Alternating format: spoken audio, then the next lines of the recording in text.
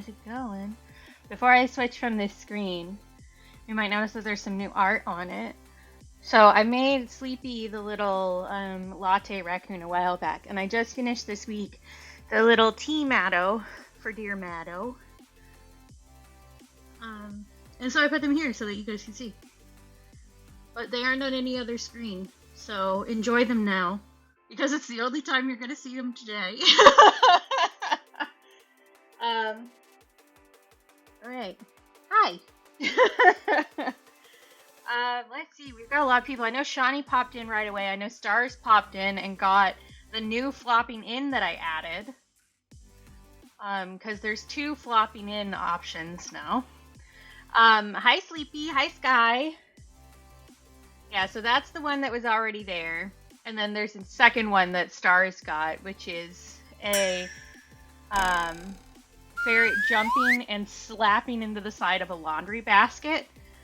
That I've had saved for a while, and I just didn't get around to. See, hi, Sleepy, Shiny, Stars. Hi, Felt. Good to see you. I'm assuming this is Grim. Hi, Grim. Okay, I will take a sippy. Oh my god, why can't you just take the freaking compliment? I will do a stretchy, and I will wonder what the random text in the middle of my screen is. This is a self-care checkpoint. Do you need to take meds? Get some water, some food? Take a break or a stretch? Please do so now. Who are you? Thank you. Where did you come from?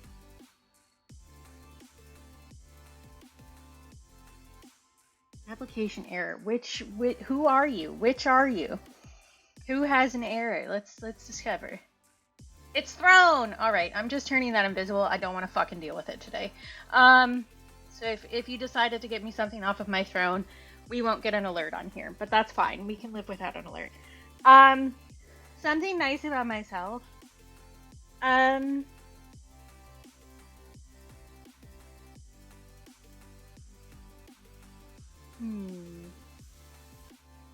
I am doing a stretchy while I'm thinking. Something nice about myself. I have prepared myself very well for surgery. How about that? I've been working very hard to make everything prepared. And I spent time weighing everything that I pick up in a day to make sure that it's not too heavy for me to pick up after I get an organ out. I've got a bunch of comfy pants ready to go. Yeah. I've got all my drugs ready. The important stuff, you know. I also have small treats next to my bed, so I don't have to get up if I want a little treat. Hashtag just girly things. I don't know. Yeah, hi everybody. So I've had 2 projects ready and just sitting here. So I've got this guy who is going to be, can I remember his full name? An emerald pill millipede, but there's a giant in there somewhere. He's a big boy. So we've got this guy. You aren't going to be able to see this pencil sketch very well because it's pretty light. Oh, that's actually not so bad. Then we've got a little otter guy. This is based off of a photo that I took at the Alaska Zoo. Sleepy helped me pick which one to start out with, because there's 2 of these. So there's the one with his paw out, and there's one coming from this direction where he's facing the viewer, and they're both really cute. I sketched this out and haven't started it yet. And instead of starting either of these yesterday, my brain decided that I should do something entirely different. So I've also started doing an ice cream. Some of you, if you are around my age and live in North America, got a message from me yesterday asking if you remembered a certain kind of ice cream. And I think I'm the only one who truly remembers this ice cream. Although I remember it incorrectly, I will say, because I did look up reference images, and the chocolate chips were not dinosaur-shaped. Apparently, they were just chocolate chips. I remember them being dinosaur-shaped, so that's what we're painting. This one I think I'm going to continue on my own because the ice cream texture is very intricate. So this is just the underpainting, which I'm not done with yet. I worked on this for like 4 or 5 hours yesterday. I also need to fix this line. It still looks off. But yeah, so I've been doing a lot of not finishing things. But, you know, whatever. I do think that we can probably finish our little millipede man today. I might do some just like base colors on this while I'm waiting for stuff to dry on this. I do still have this taped onto a separate board, if you couldn't tell by me moving it around like this. Because I'm not going to be working on it on stream, because this is the last stream before I go under the knife and lose a major organ. And that's a cheer, woohoo, yippee, losing a major organ. So, but I'm gonna be working on this probably in bed, which is why I left it taped onto the board. But this guy's little, and I think we can probably finish him. Yeah, it was the way I remember this ice cream. So it was bright teal ice cream. And the teal was so bright that it made you shit green for like 2 days. And I very distinctly remember this ice cream because my mom and I really liked it. I asked my brother, because we all ate it together. He doesn't remember it, but he would have been pretty little. This is the color of the month, by the way, which is why I'm talking about bright teal ice cream. But I remember it having little dinosaur chocolate chips in it, basically. So they were like little dinosaur shapes, similar to the fish in the fish food ice cream. But apparently that's not the case. I was trying to find like reference images and like what this frickin' thing was called, because I was just like the teal dinosaur ice cream. That did not give me what I needed. So I continued looking, and it was called Dinosaur Crunch, and it was from Dairy Made, and they did a very limited run of it again in like 2023, apparently, according to their Facebook. But yeah, all of the images I could find just had plain chocolate chips, and I'm wondering if maybe the original run had dinosaur chocolate chips in it, or if I'm just completely misremembering. Either is entirely possible. But yeah, it's so funny to me how bad my hands look in this, but how correct the art looks. Like, this is how the art looks in person. My hands, this is not how my hands look in person. It's so weird. Kind of. This is a specific kind of roly-poly. So it's the giant emerald pill millipede. Yeah, the concentration, or not concentration. What's the word I'm trying to say? The...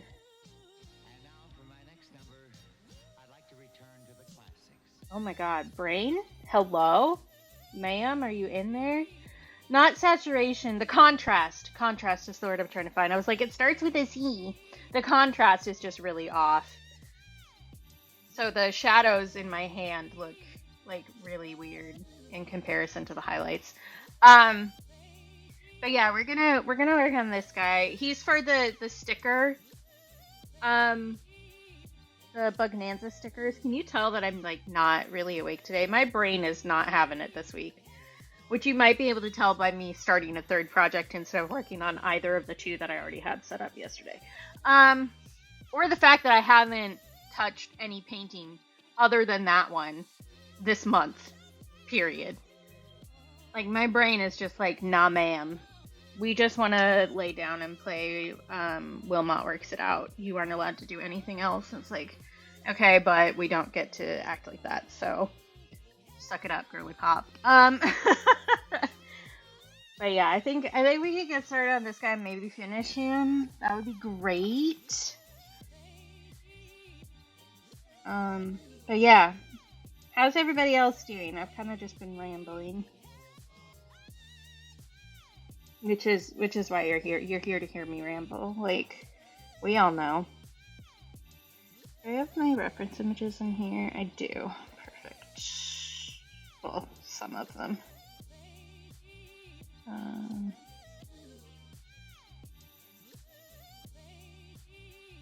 Oh, I remember. Okay.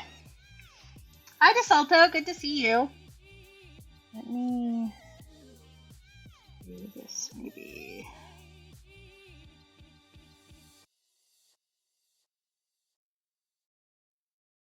Oh, that's what that is.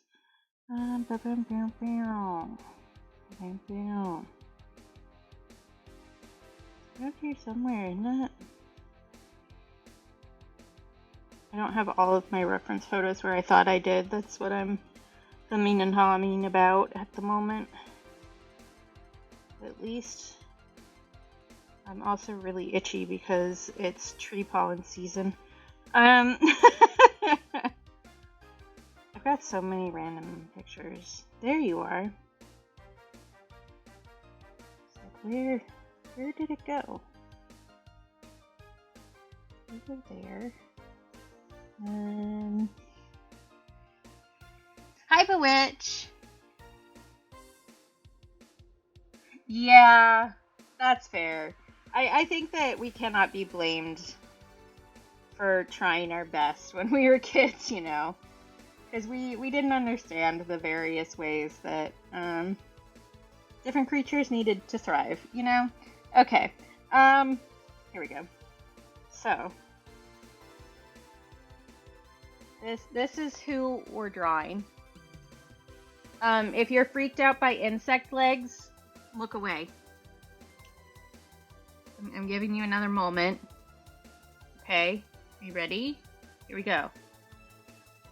This is him. This is our little guy. He's a fun color.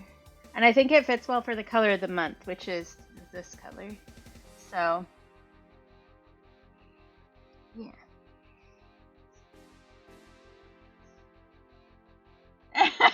That's great, Beat. I love that. One of the reference images that I have kind of shows, and I don't think this is the case for all of them, but it kind of makes this edge on the armor look metallic gold. And I don't think that's like what they all look like, but we might do that anyway. I haven't decided. I'm trying to figure out where to put my reference photo that works, because everything has been moved just a tiny bit, and it's driving me nuts. I think my brother maybe moved the table while I wasn't looking. Okay.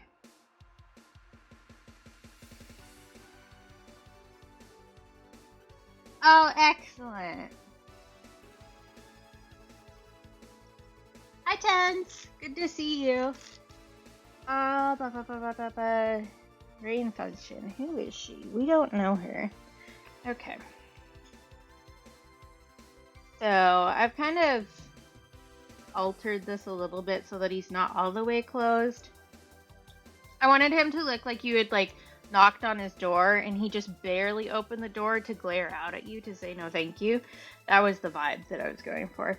I actually had to redo this inking because the first time I did it, the ink pen that I used was way too saturated, so it was bleeding all over the freaking place and it was driving me nuts.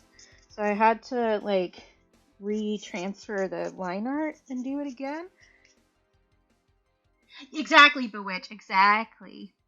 Thursday Wiggle, good to see you.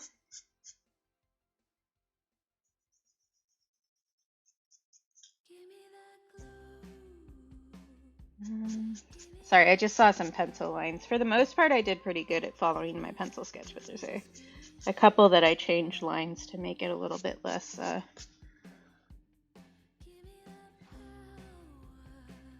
I can't word today. Thank you.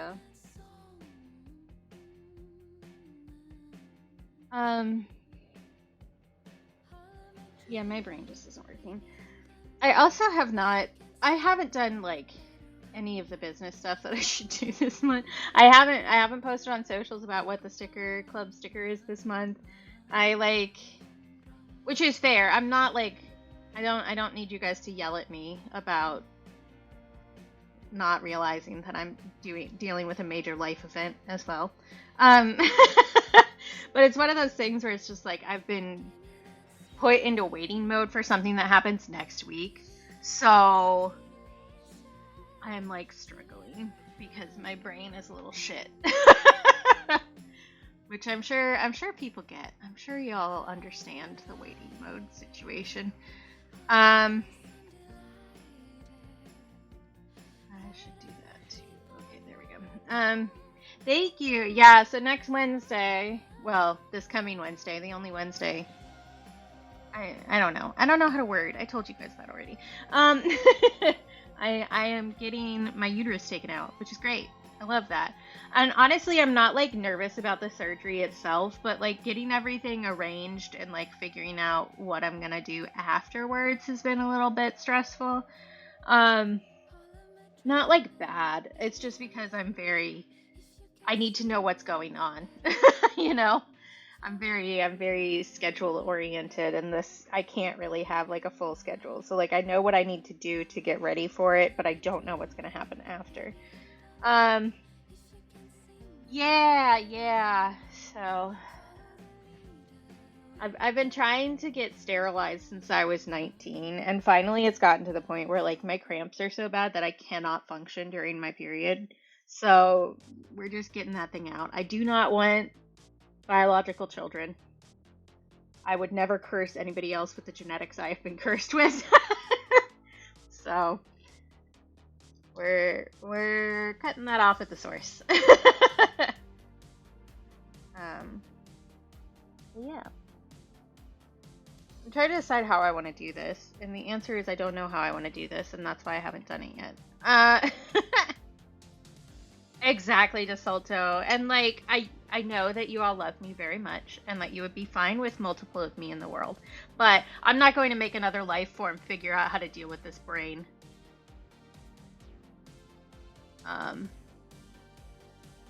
Nah. I would not put that on anybody else. Yeah, like I can understand why people like kids, and I enjoy kids. I was planning to be an elementary school teacher for the majority of my life before I hit college.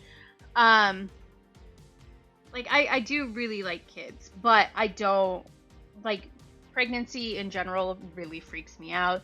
And two, I'm not making anybody else deal with this. And this includes both my genetics and some stuff in my family that would be unavoidable.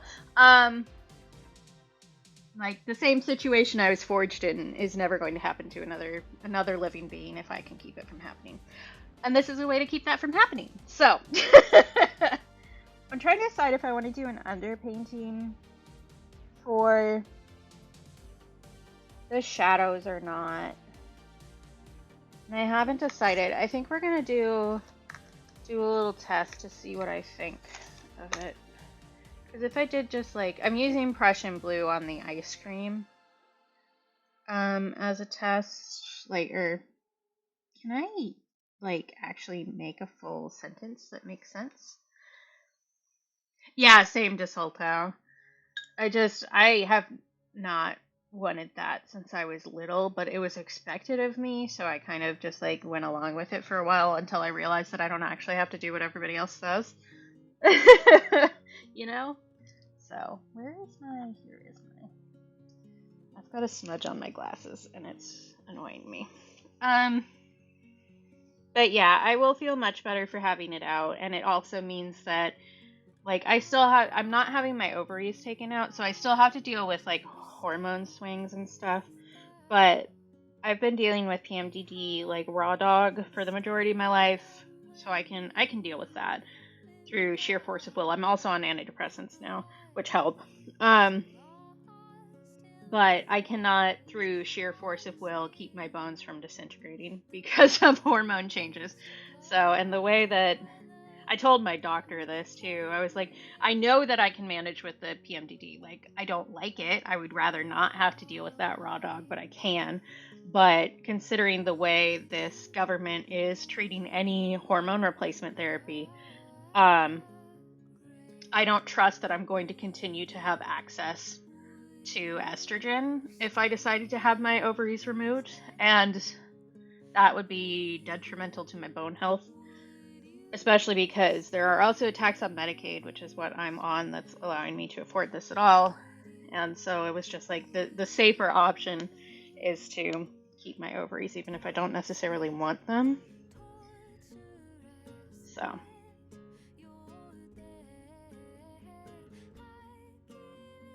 Yeah. But I remember, this is just kind of random, but in fourth grade, they showed us a video of a woman giving birth. And ever since then, I have not wanted to give birth. I think that did not do what my very male fourth grade teacher was intending. Look at the miracle of birth, and I was like, that looks awful. No, thank you. Yeah, okay. I think that's okay for an undershadow, but I think I'll probably mix it somewhere with the Salish Sea so that it's closer and not such a drastic gradient. Yeah, I don't know why they did either, because it wasn't, like, none of the other classes did, to my knowledge. It was just the one that I was in. And so I'm wondering if they were, like, testing it out to see what happened. I don't know. That's so you, Sleepy. You would worry like that. You would just be like, the only reason anybody is telling me this is because I have to go through it. I need to prepare myself.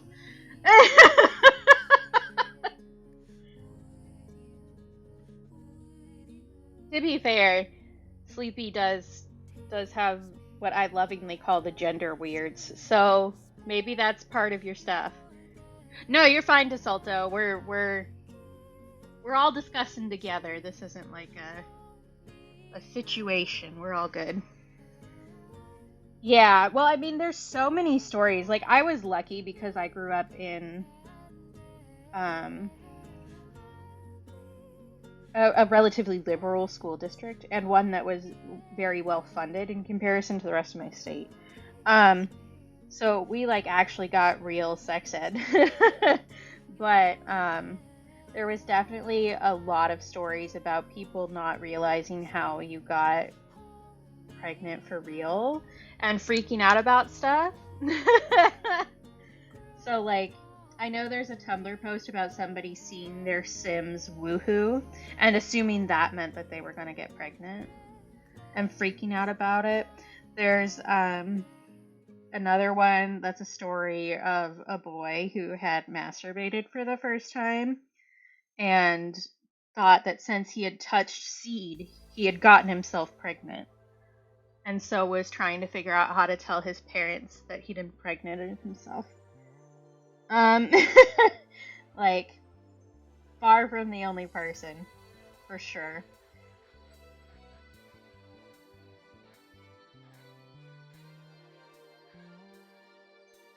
It's almost like abstinent only sex ed isn't good.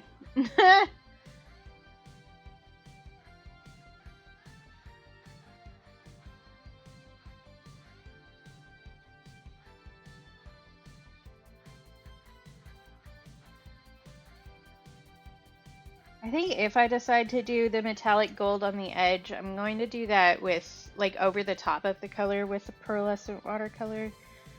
I did consider getting some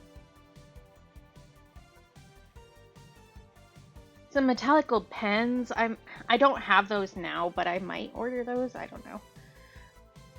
I haven't fully decided. I don't know what I'm doing. I don't know if you guys could tell. I never know what I'm doing, but especially I don't know what I'm doing right now. Like, I mean extra hard today. Yeah, that's fair, Bells. Like, the thing with sex ed is that you actually have to, like, pay attention when you're in class, which is not everybody's strong suit.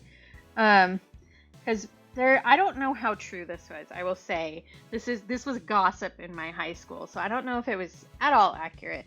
But theoretically, the word on the street was that one of the people in my class had multiple abortions because she just decided that she wouldn't get pregnant, and it never worked.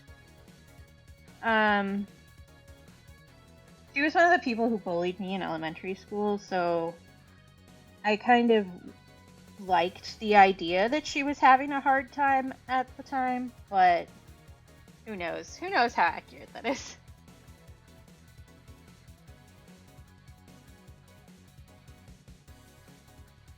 Ah, that's great, Tasalto. We didn't have the robot babies. We were in charge of eggs. That we weren't allowed to put in the refrigerator, which was weird to me. I just kept my egg in the refrigerator and called it daycare. But I really didn't like the teacher who was in charge of that. That was like our home ec class, basically. And she was kind of a cunt, honestly. I was just like, yeah, I left my kid at daycare. Daycare is the refrigerator.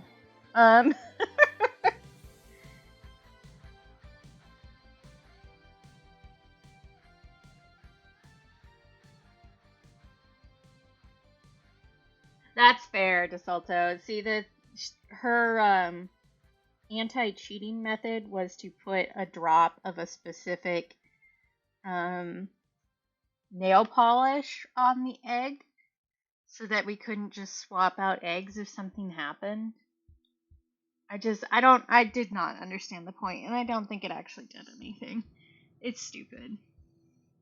Oh, interesting, Phelps. I will say I grew up in Oregon, for those who don't know, which is, generally speaking, a more liberal place than where I live now. I don't know what they do here, honestly. Because I live in Alaska now, in case anybody didn't know that. But I'm not sure. I'm not sure what the deal is anymore. Have a good lurk, Bean. Yeah, that's pretty much what I did, Sleepy. Because, like, the idea was you had to find childcare for your egg. And, like, okay, I'm just putting it in the refrigerator. Who gives a shit? Like, it wasn't even worth many points. It was so stupid. Which, like, yes, a lot of high school is just stupid. Especially from that teacher, but I digress. I'm cranky with her. So I signed up for the cooking class that this lady offered, but my high school was in the middle of renovations. Like, they were destroying a bunch of buildings and rebuilding.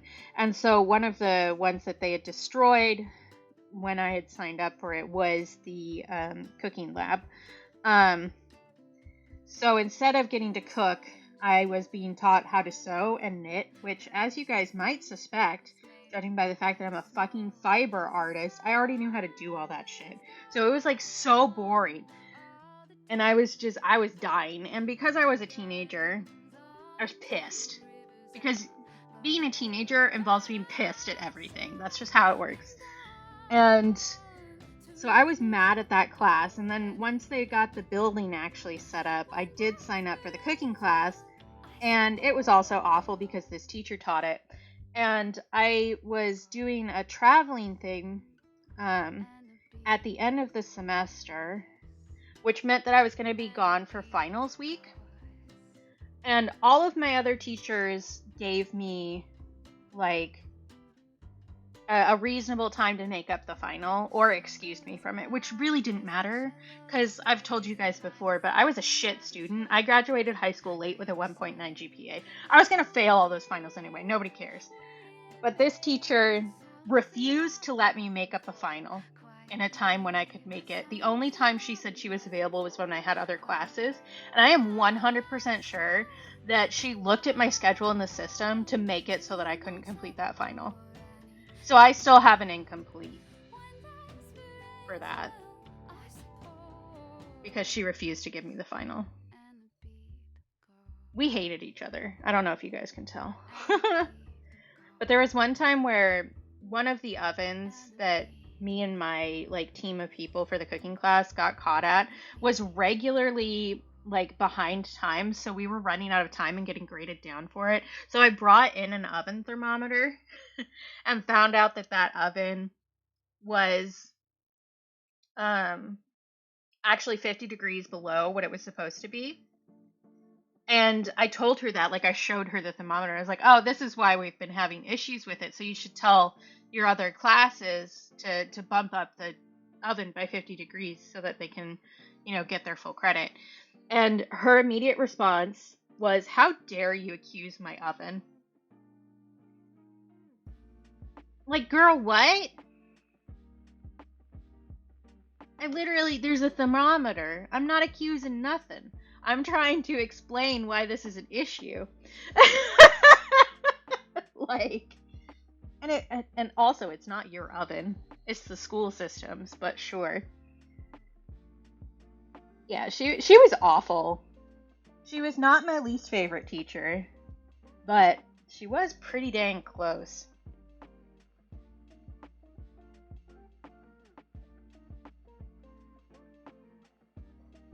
Yeah. She was just so mad at me all the time, which, like, to be fair, I was a little asshole, as many teenagers are. Um, so, like, I can understand being frustrated with me. I cannot understand taking it out on me constantly, including on my grades. That's just unprofessional.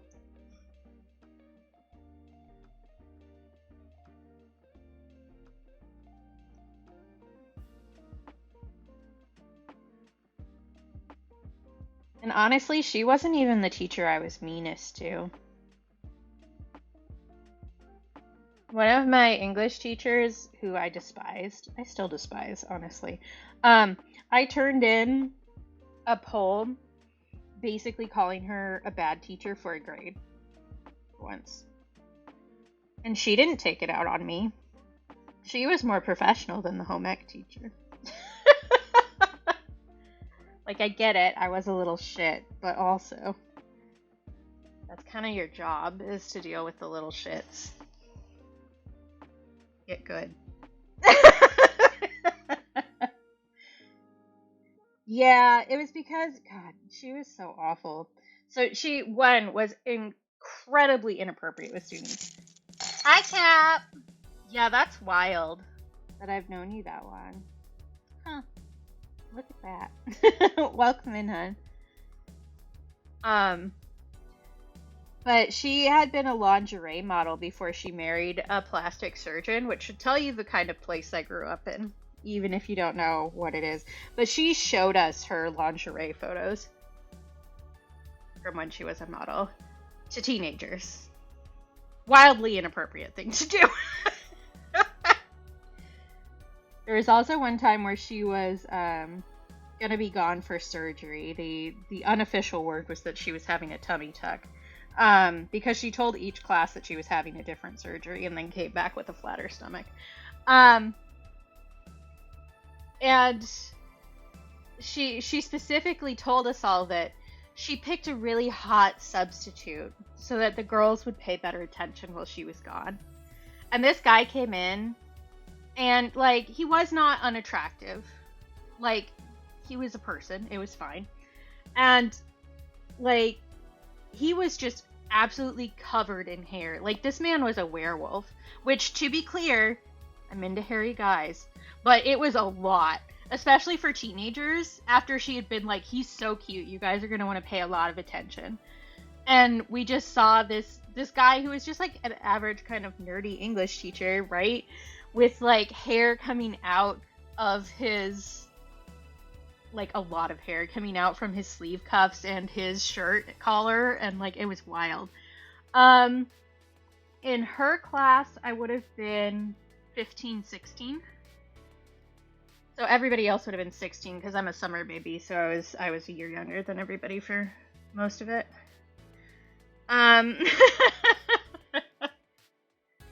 Yeah, she was also in charge of the, yearly trip to the Shakespeare Festival, which I went on. And wild person. She was crazy inappropriate all the time.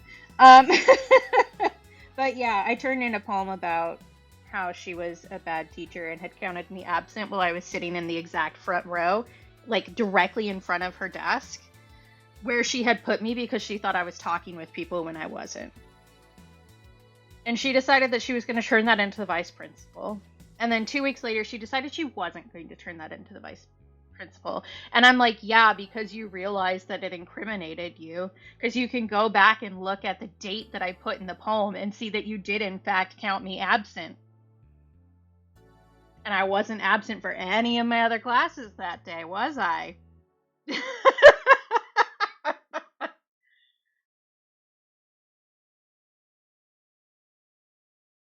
Oh, field trip hikes. Ugh. Yeah, that's rough, DeSalto.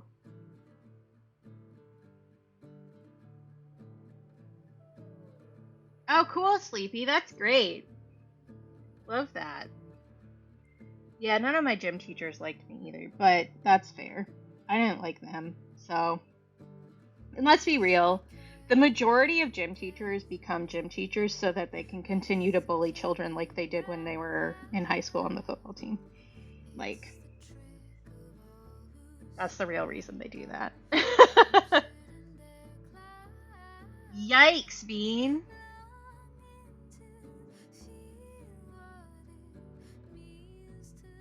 Yeah, there are a lot of bad teachers out there. There really are. Yeah, there was one teacher who would throw chalk at us, which I never got chalk thrown at me because I was not the kind of rowdy that got chalk thrown at you, but like, yeah. Fun times, fun times. BP! Hello. And to be clear, so like I mentioned earlier, but I went to one of the best funded public schools in Oregon. So this was the good school. And I had to deal with that shit. Oh, hey, Curl. Oh, that's good, DeSalto. I'm glad that it wasn't all bad, for sure.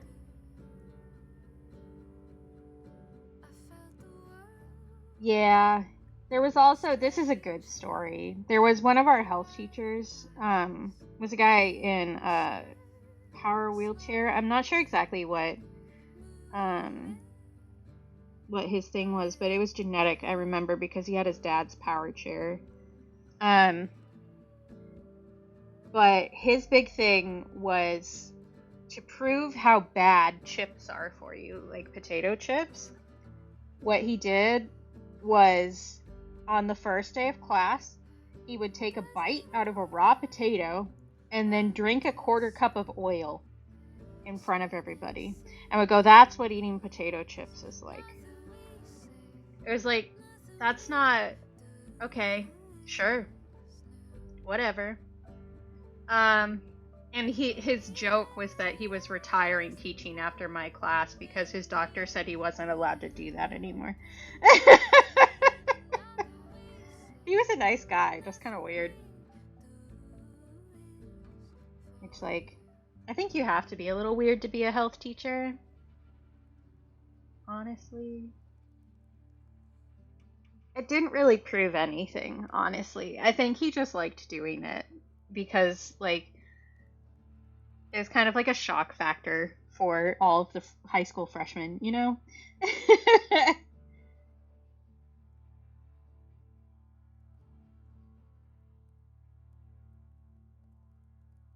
Oh yeah, Super Size Me came out when I was in high school.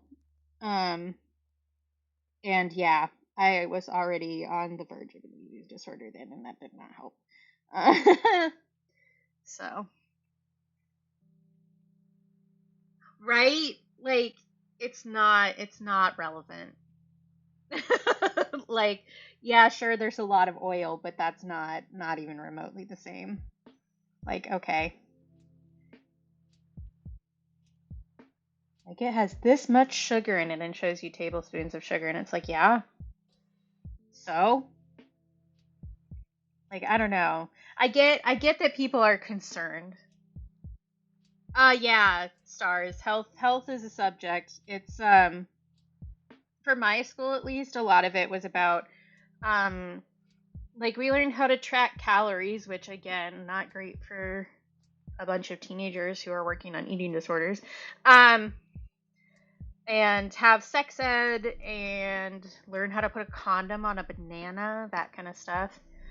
Learn about balanced meals and how to track like how much protein you're eating and stuff. Some of it was like mental health stuff.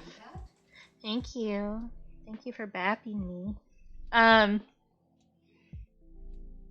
yeah, so we also had to do like STDs was part of it.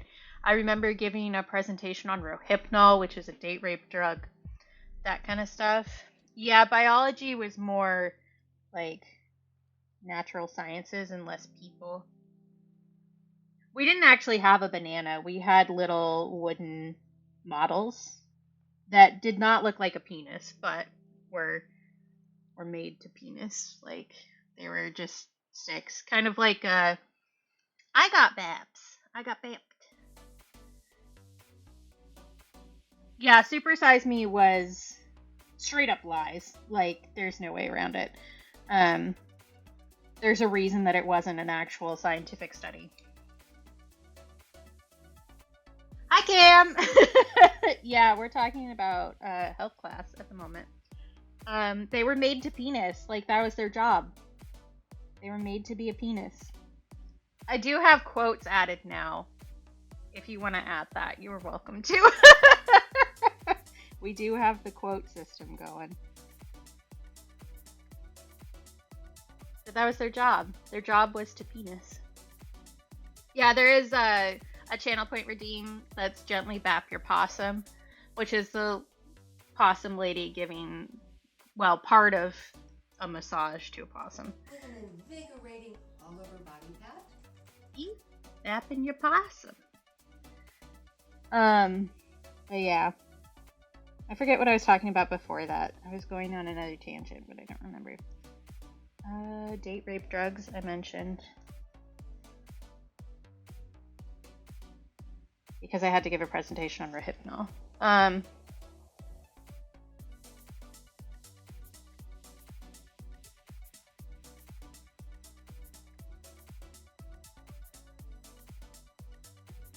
What else do I have to say? I don't know. Hi, Goose! I am getting my uterus removed, BP.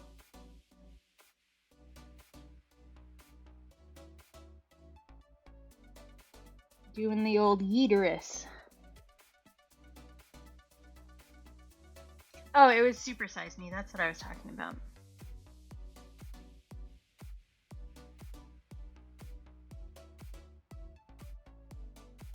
Yeah, stuff around 9/11 is like,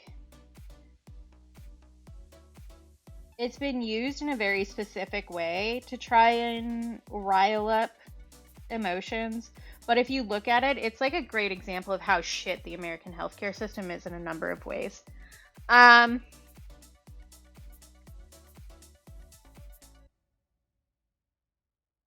yeeting my ute. Yep. But the Super Size Me guy, like, one, lied about what he was doing in the documentary entirely. So he had been vegetarian before he started the McDonald's regimen, I guess, if you want to call it that, which is why he had such an intense reaction to eating meat for the first time in like 10 years or whatever. And yeah, he was also like a not very functional alcoholic. And even then, even the stuff you see on the documentary is not actually what he did. So he was doing stuff to make himself puke more often. Yeah. In any case, Super Size Me bullshit and fat phobic, and we hate it. Yeah, this bitch staying empty. Yeet. But yeah, that's why I'm gonna be gone after this. This is our last stream. I thought I was gonna be able to squeeze one in on Monday, but I need to go in to have extra tests done before I go into surgery, which is just going to be like a white blood cell count and making sure I don't have a UTI and stuff like that. But the only time I can go when they want me to go is on Monday, so I cannot squeeze a stream in. And I don't want to do it on Tuesday because that's literally the day before surgery. And there's things I want to do, like change my sheets and do my laundry because I won't be able to carry my laundry downstairs. Stuff like that. No, I don't have to stay overnight unless there's complications. So I should be going home the same day. Again, unless there's an issue, which we aren't expecting. But I keep saying that just in case, you know?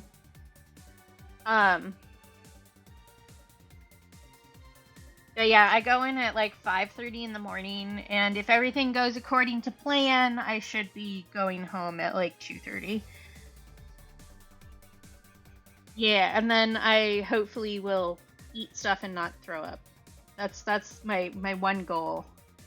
Because the only other like surgery I've had was for my wisdom teeth. Like I have all my other pieces except my wisdom teeth, and now I will not have a uterus. But for my wisdom teeth, that was a mess because they kicked me out. Well, they didn't kick me out. They had my mom take me home before the drugs were off, so I passed out in the parking lot, and my mom had to like half drag me to the car because I was the last appointment of the day and they all wanted to go home. So like that's my standard for how surgeries go. So this can only be up, right? Like, and I do very much trust this doctor, so I'm like not concerned about the surgery itself, honestly. I'm more concerned with like keeping myself from doing too much once I get home. Oh, that's fair, DeSolto. I did definitely puke immediately after my wisdom teeth were out. Like the first time I ate something, I threw up immediately, which like valid. You have 4 holes in your face that would mess with you. But yeah, it'll be fine. I'm not concerned. And this doctor is very good about listening to me and believing me when I say things. I have not had to justify anything I've asked for, which like should not. That's a low bar. That should be a low bar for a doctor, but it is unfortunately not a low bar for a doctor. So, yeah. And she answered all my weird questions. I say weird questions. They weren't really weird questions. They just aren't questions that I think other people would ask. Because I was asking about, like, technical questions about the surgery because I was curious. And, like, most doctors will, like, give you a weird look and not tell you that stuff because they think it'll freak you out. But I just want to know. Like...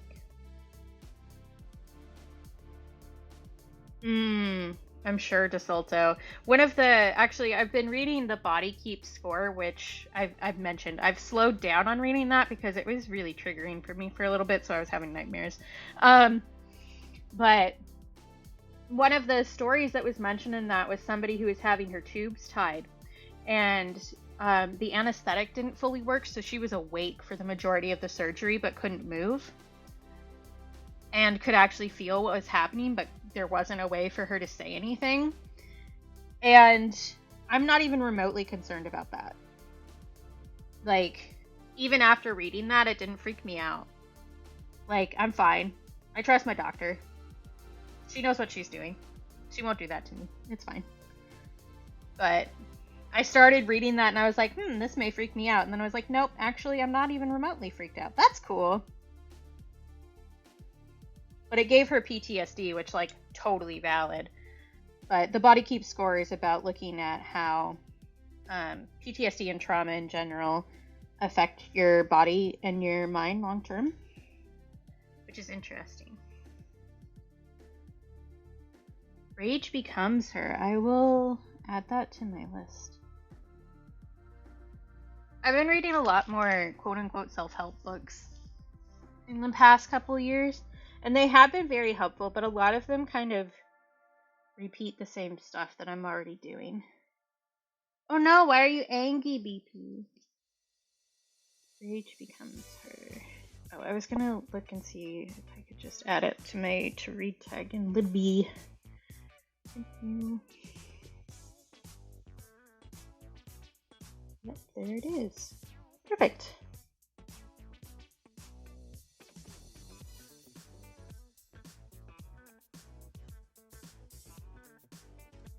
Libby, why are you broken today?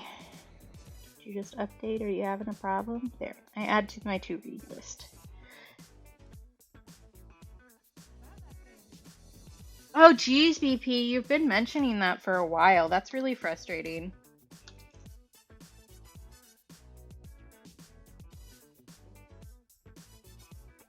I've done that thing again where I just get focused on what I'm doing and I forget to look at the reference image.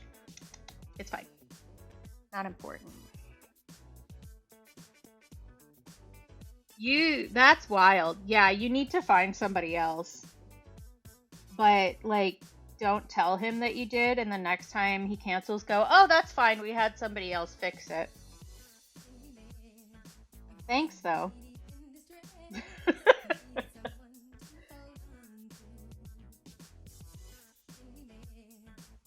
Yeah, I do find the science that is in the first half of the book very interesting, but I'm in the suggested treatment section, basically, and it's nothing.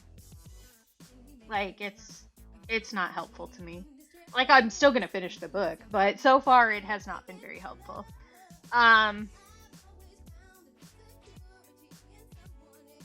Yeah. I do find that, like, they show, like, brain scans and stuff in comparison with PTSD and non-PTSD brains and how different parts of the brains activate completely differently, which is why people get, like, stuck in their old memories and stuff like that of the traumatic incident. And yeah, I found that very interesting, and I like being able to understand stuff. That book did call me out, like, within the first chapter, where I forget exactly what the quote was, but it's like, no amount of insight can heal you. And I was like, actually, fuck you. Me trying to conceptualize and understand my own thing, and, like, leave me alone. You didn't need to call me out like that. That's rude. But I'm in the, like, treatment section, and so far it's been the rapid eye movement treatment, and then the next chapter was just titled yoga, and I'm not gonna lie, I checked out a little bit. It's like, yeah, yoga is helpful. I was doing yoga as a teenager. That does not actually fix the issue, though. Thank you.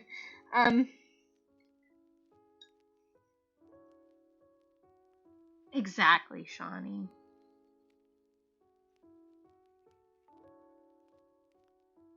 Yeah, that's super frustrating, BP. Yeah, for sure. Like, even if it's not, like, a dire situation, that's still really frustrating.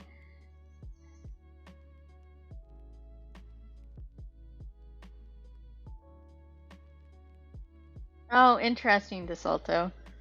Yeah.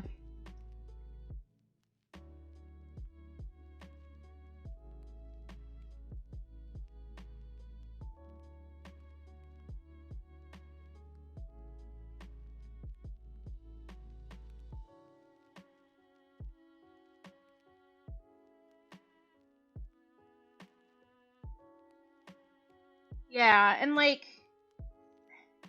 so I mentioned earlier that I had to go on a trip, and the home ec teacher wouldn't let me make up the final. The trip that I was going on was a yoga retreat. So I did yoga at least once a week and mostly 2 times a week. From the time when I was like 14 until I moved out of Oregon at 17. So, like, did that give me a different understanding of my body? Yes. Did it help with my traumatic nightmares? No, it didn't. So, like, having looked back on that, I can see some of the point of yoga. So one of the things that I don't show from the majority of my trauma is I don't have a very shallow, normal breathing. I actually am a very deep breather, and to the point where if I'm doing guided meditations, I actually have to do them at like half speed. Otherwise, they're making me breathe faster than I want to breathe. So like I don't have an issue with that. It definitely has helped my control of breathing. It also fucked up my hips, irrevocably because of hypermobility that I didn't know that I had. But like there are things that can be used in conjunction with other stuff, but just going yoga helps is like it's not helpful to just say that because it isn't going to help for everything. And you also need to acknowledge that access to yoga is privilege. It costs money. And you have to find a place that's accessible to you in a number of ways. You have to find a place where you feel safe if you're dealing with PTSD. You have to find somebody who understands that you don't want to be touched a certain way. Like, you can't just say yoga helps and then not give any guidelines for how to find a place that will be helpful to somebody who is traumatized. Like, that's my main issue with this book.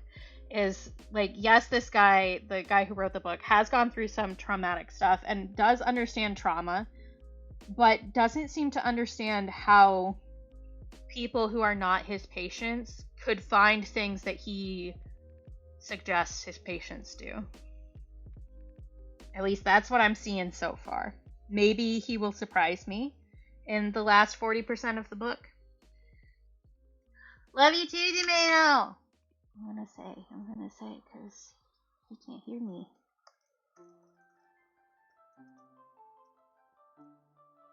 If I can type, holy cow.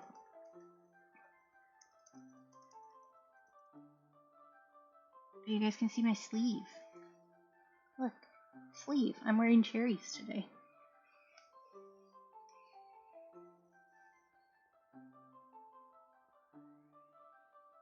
I do need to drastically alter this shirt for it to fit the way that I want it to. Which I knew when I got it, but... well, I figured when I got it. Water, I will.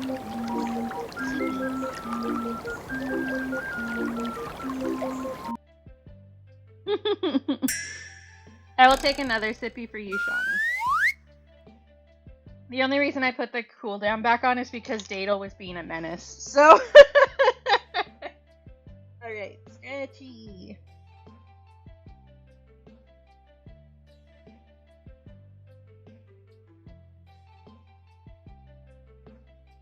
Right, DeSolto? My doctor did give me like a funny look when I asked a few questions. Not like what are you doing thing, but she seemed really amused that I had these like technical questions, which was great. I love my doctor. She's fantastic. She's one of the people who's, you know, that like Excel Google spreadsheet that goes around with doctors that will actually sterilize you if you want to be sterilized. She's on that, and she was also recommended to me through Planned Parenthood for the same purpose. And she's fabulous. I want her to be my normal doctor. Yeah, that one, DeSolto. Okay, I did body stretchies. We're doing hand and wrist stretchies now. Yeah, she's great. Tanya Pasternak, in case anybody was curious. She's fabulous. I love her. And I think something that's really important to me specifically is that she actually believed the research that I had done beforehand. Like, she doesn't question where I learned something. She also didn't question me when I put hypermobility on my list but didn't have an official diagnosis. She just asked, do you say hypermobility or do you use EDS? And I said, I use hypermobility because I don't have the genetic... I say hypermobility because I don't have the genetic testing to prove that it's EDS. And that's what she put in my chart, and she didn't even question me. It was great. But, like, you guys know me. I'm very much, like, a list and research person. So I went into the office the first time with, like, a year and a half's worth, I can speak words, of mood tracking, proving that I was having these issues. With PMDD. And I didn't need to show it to her. She just believed me. Like, I brought my receipts. I was ready. And she was just like, oh, okay. So it's affecting you in XYZ way that you can tell. And I was like, yes, exactly. And she's like, and how do your pain levels also interact with that? And I just bang, bang, bang, bang, bang. Because I was prepared. I had my little notes list, you know, because I'm just like that. And she just believed me. And when I wanted to adjust the antidepressant medication I was on, because I'd done my own research to see about one of the side effects I was having. I was like, okay, for this side effect, this other antidepressant is often prescribed with it to handle this. And she was just like, oh, well, we can try that. Would you like me to make you a prescription? That was it. That was the whole conversation. I was just like, wow. Somebody listening to me and expecting me to know my own body? Fantastic. And she also explained, like, all of the things that we went, like, because in order to get insurance to pay for a hysterectomy, you do have to go through a number of things to, like, prove that you've done the other stuff before surgery. So she basically just gave me a checklist, and she was like, we're going to do this. I'm not, like, writing you off. We're going down this checklist specifically because that's what your insurance needs us to do. And I was like, all right, great. Thank you.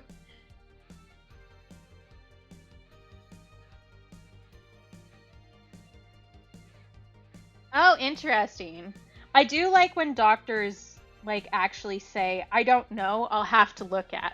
Like, I'll have to research it. I love that. Admit that you don't know everything. Love it.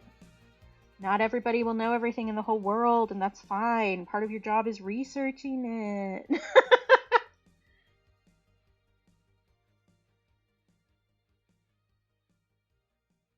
And if you want to repeat it, you're allowed to, DeSolto. I don't think it's that big a deal. But that's up to your comfort level. I appreciate you asking about, like, our comfort level, but I always say that there isn't such a thing as TMI with me. TMI stands for tell me inclusively because I want to know everything. I'm curious. But if you don't want to share with the class, that's also fine.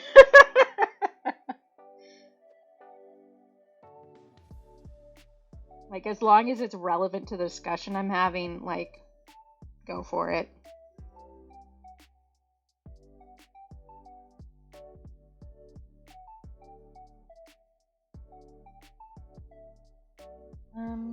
I don't know what I want to do for his little belly in here.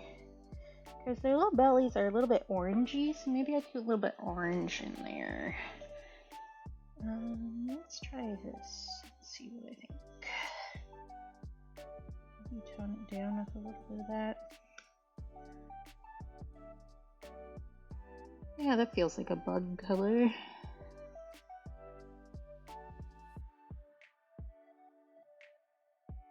And where's his little gripper grabbers? I have, like, a bunch of different reference images of this because I couldn't find one that just, like, had everything that I wanted in it. There's his little gripper grabbers.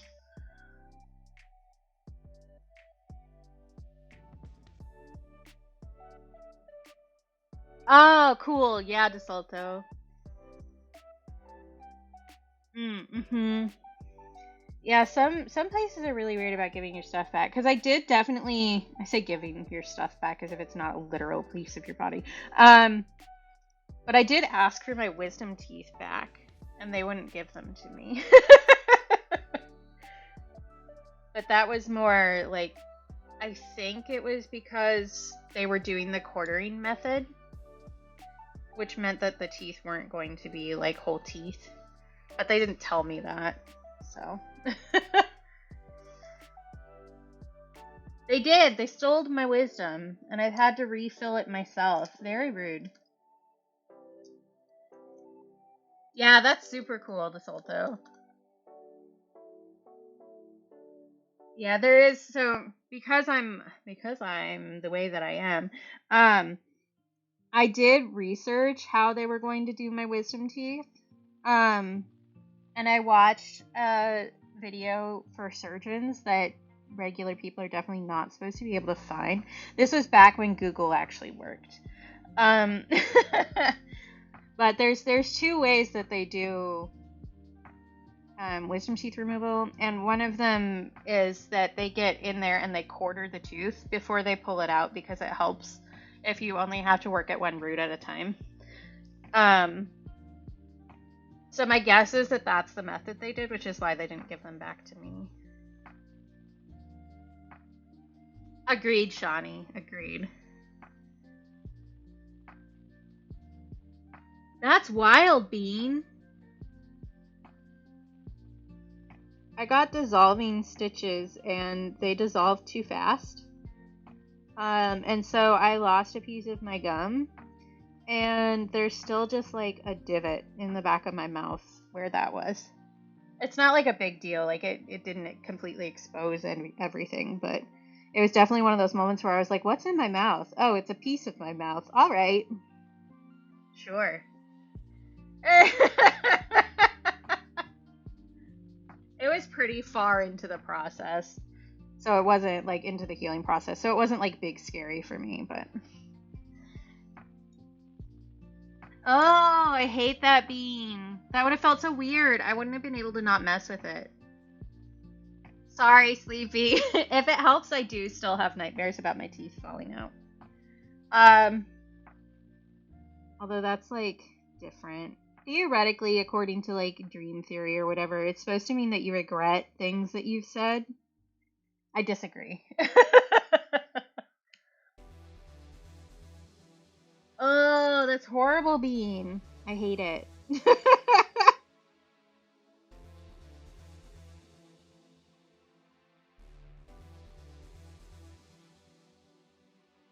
Yeah, see, I had a flap that, like, fell off, basically. So I probably would have kept a flap if it hadn't fallen off. Interesting. Yep.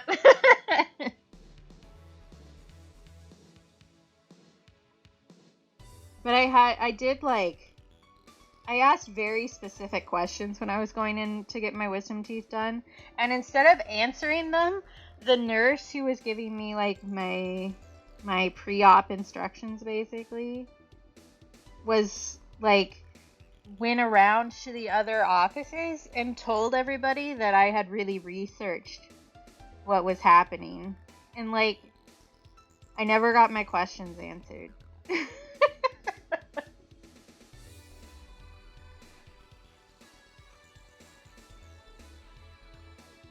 Oh yeah, Sleepy. So I got a cap or a crown on one of my teeth a while back. You guys might remember because I had a big dentist appointment, so I didn't stream. And it still feels weird. And I don't know. Like, the way stuff moves through my mouth means it makes a noise sometimes, and that freaks me out a lot.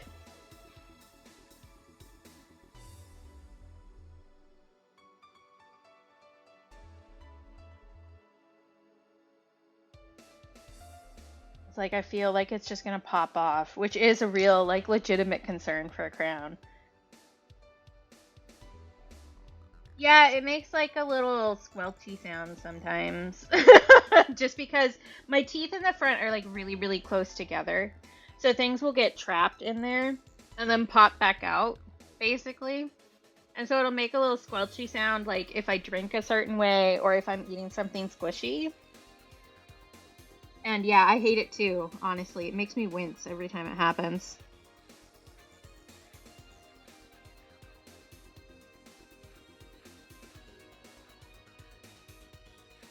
Yeah, teeth are awful, and I think that whoever designed this should turn on their location so that we can talk.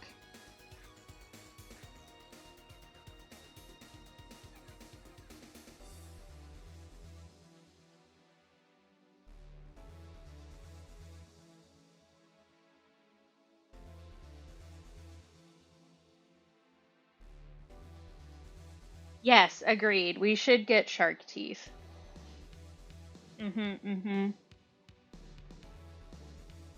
They're so messed up.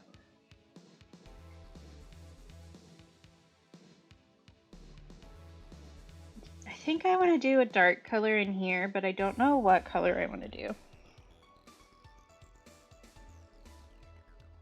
That isn't like a right now problem, but I'm thinking about it. Maybe like mix some gray with some orange. Do that in there so that it kind of goes with this guy. Perhaps. Yeah, that's the other flop. Hi, Diabra. Yeah, I saw that too, Celosia. I don't think I said hi to you either, Celosia. Hi, Celosia.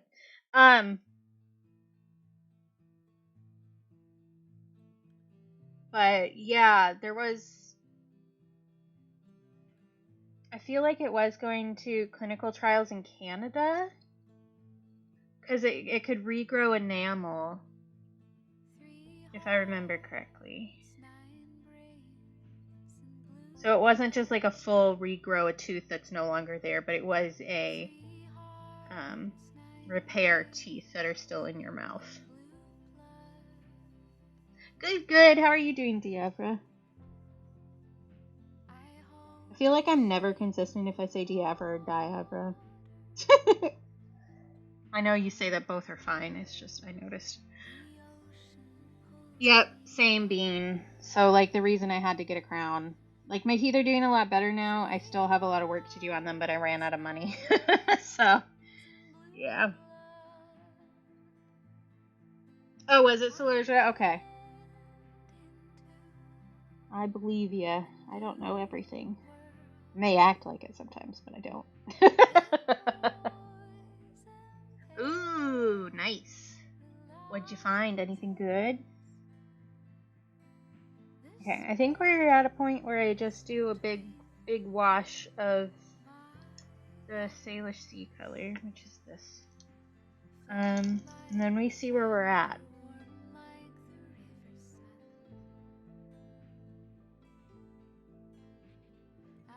Ooh, nice.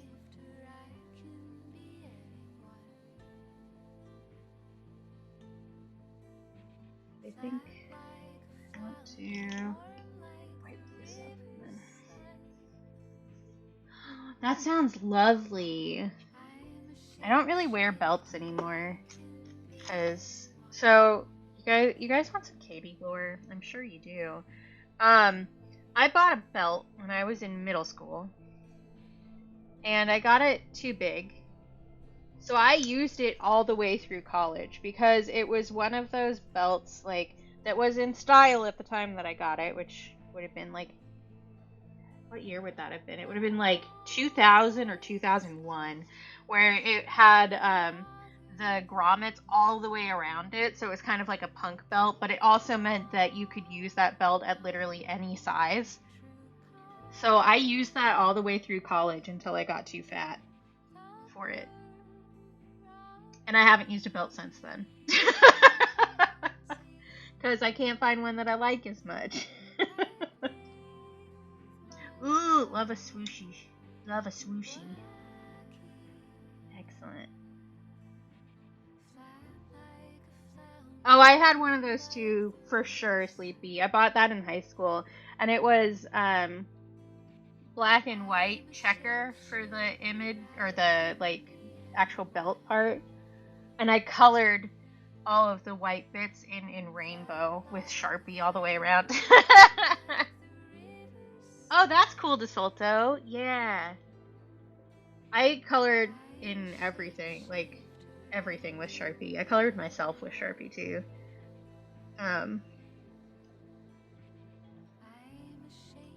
I actually think I still have my high school Converse somewhere. Because this is such a specific memory. But in my sophomore history class, we were doing a like mock Senate thing where we all made bills and we had to vote and stuff. But since it was real Senate rules, basically, one of the students took it upon himself to filibuster.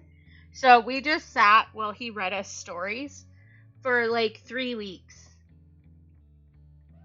It was great. Every single class period. And And so I brought Sharpies and colored in my Converse. I would still wear those shoes, but they started wearing out and I didn't want them to be completely destroyed, so I stopped wearing them.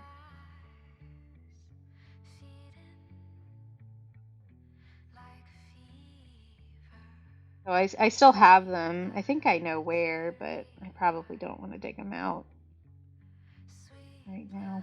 Or in general, honestly. Yeah, the soles were gonna fall off of mine. So I stopped wearing them. If you remind me sometime, there's also a thing that I did, continuing on the Sharpie trend here. There's also a thing that I did in high school where I would wear a pair of like old jeans that were about to be retired, and I would have everybody sign them in Sharpie. I don't know where those ended up. I'm sure that I still have them, but I have one for like every year that I was in high school. I think except for senior year. I don't think I did one for senior year. But it's pretty funny. There's one year, where was it? What year was that? I think it was junior year maybe. Where my boyfriend at the time like took it upon himself to cross out my ass and said that only he was allowed to sign there, which is pretty funny. And something else that I noticed, this is just like neither here nor there, it's just kind of like a weird little memory, because I was doing cadet teaching through high school because I was planning to be an elementary school teacher. So my school had a program where basically you, for a class period, you would go and help out in an elementary school classroom, which was called cadet teaching. And I did that all 3 years I was allowed to in high school. And I let the kids sign my pants too. And it's really funny because people who are vaguely adults, people who are teenagers, will very actively avoid certain areas of your body if they're signing it. The pants were always on me. I should also say that. I guess I didn't clarify that. But I was wearing the pants when everybody was signing them. And so a lot of teenagers will actively avoid certain areas of your body. Kids have no qualms because they don't understand the reason to avoid that. So I had a lot of like little second graders signing right up next to my crotch because they saw the empty space, because they were at the end of my class, like my class day. So they saw the empty space and just went for it. I was just like, yeah, sure, go for it. That's fine. But I just found it like very interesting.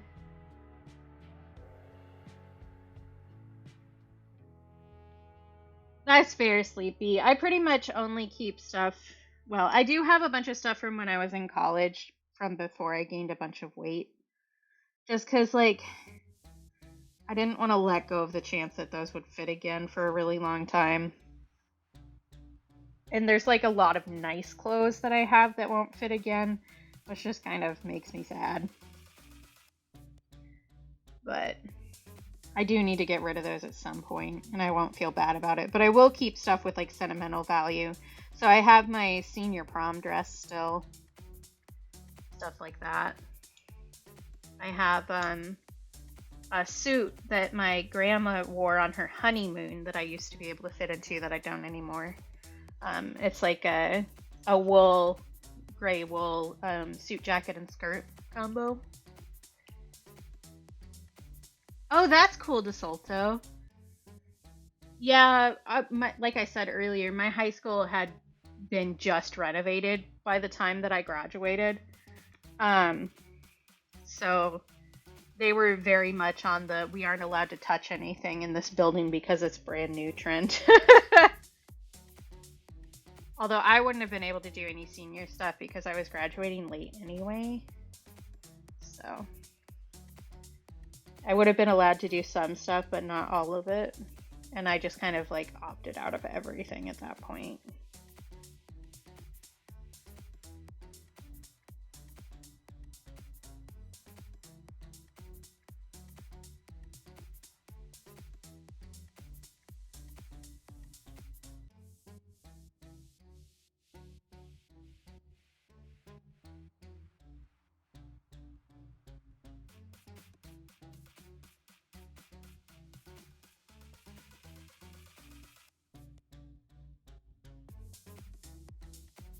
Yeah, then I moved to Alaska like 3 days after graduation, which I didn't go to because I wasn't graduating. And then basically nobody from high school ever talked to me again, except for the people who wanted to sleep with me.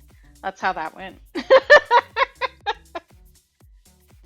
Which is fine. I haven't really talked to anybody from high school in ages. There's one person that I'm like tangentially aware of because his grandmother is friends with one of my older friends in Oregon, so I hear what he's up to and through them. But yep. Actually, my I hate saying this out loud. My 20th high school reunion is coming up. We'll see if anybody tries to contact me about it. When they contacted me about the 10th, I told them to never contact me again. And I'm betting they won't have remembered that, just as a guess. Because I blocked so many people from my high school that one of the people who bullied me had to have her mom contact me through Facebook about the reunion. And I was like, perhaps you should have taken a hint. Fuck off. Absolutely wild. Like, nobody even cared about me in high school. They lied about how many photos I had in the yearbook because they were required to have a certain amount of photos of every student. And they just straight up lied that I was on one page that I wasn't. So it says that I'm in there in the back. And I'm not.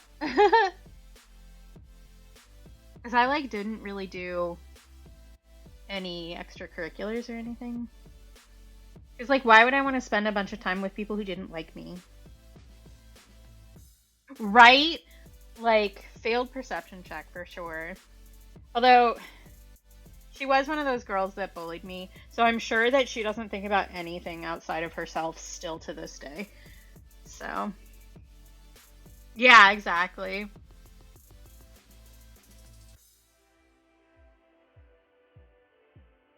Oh, that's nice, Bean. Exactly, Wiggle. Like, clearly you've thought about me more than I've thought about you. Fuck off.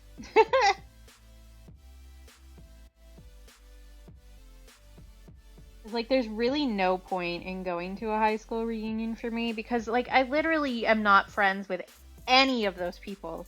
Like, a whole bunch of people just straight up stopped talking to me when I moved to Alaska. So, like, why would I go to talk to a bunch of people who stopped talking to me when they had a chance to continue to be my friend? Clearly, they don't give a shit. It's just going to be some weird power play movement where everybody feels the need to prove that they've existed enough.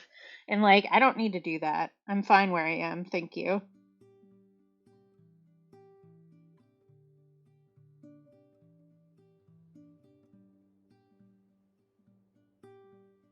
Yeah, there was a point where I was graduating high school, like, right when Facebook stopped being an only college thing.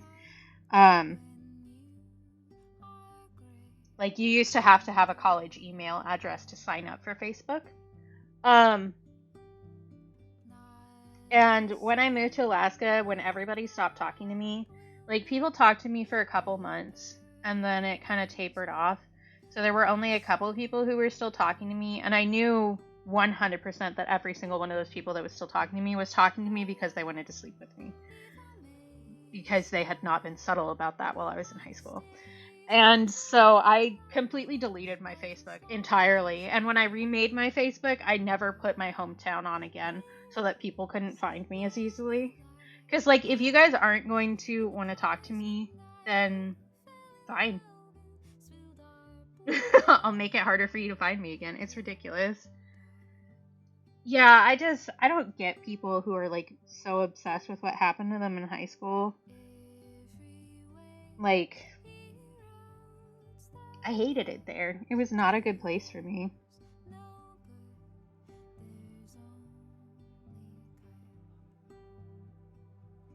And especially, God, there was, sorry, we're just gonna bitch about high school now. This is it. The group of friends that I had in high school that I thought were my best friends, the trio of them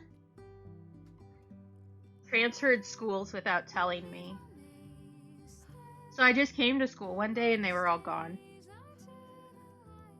And I had to hear through the gossip train that they had all changed schools. They didn't talk to me again. Those were also the friends who told me I wasn't gay enough to go to Pride with them. So I think the fact that I called those people my best friends for so long can give you a little view into why baby Katie didn't really trust any of her friends.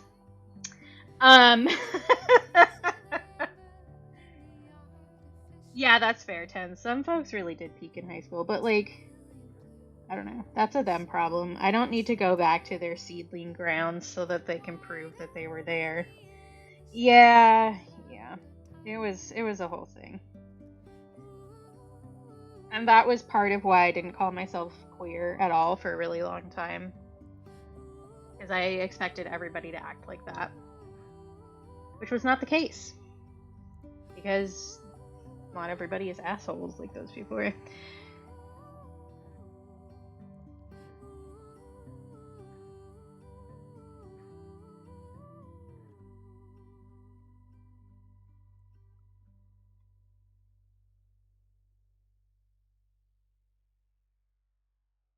And again, I grew up near Portland, Oregon. So the idea that this little teenager was like, oh, you aren't gay enough is like wild, right? Like Portland is one of the like known gay havens, especially in the Pacific Northwest. Like other than Portland, you have Seattle and you have San Francisco are like the three majors, right? And so somebody like telling 16-year-old Katie, no, you actually can't go to Pride with us is like wild. I did go back because I had to pick up my diploma in high school. So the next time I was in Oregon, I went back to pick up my diploma and the office staff recognized me and were happy to see me. They actually covered for me once too. I think I've told you guys this when I flashed my vice principal. They all recognized me and gave me my diploma, and then I went and talked to my theater teacher, who was the one teacher that I really wanted to go see, who was still working there. I would also like to see one of my history teachers, Mrs. Wolf-Roca. She was really cool too. And I think she clocked me as being ADHD before anybody else did, honestly.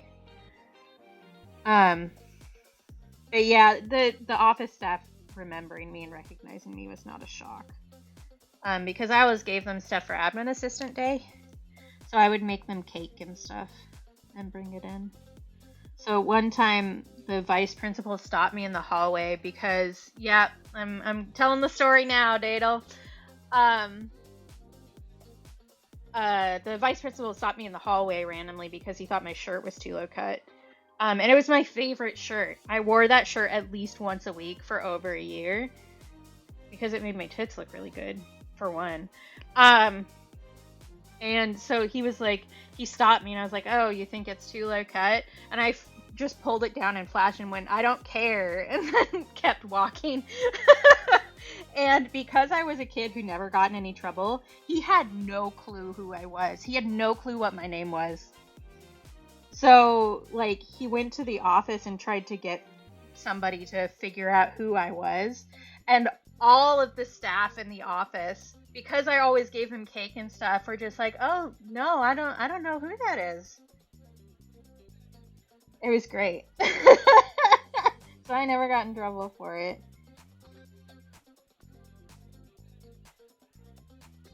Yeah, my class as a whole was 300 people, and that was the same for pretty much all the classes. So it was like a high school of like 1,200 people.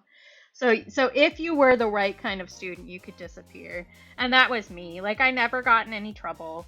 The only time I'd ever been sent to an office, like to the principal's office, was when I was in 2nd grade. So, like, there was no record of me, like, that the vice principal would have seen, because he was in charge of, like, discipline and stuff like that. So, yeah. Yeah.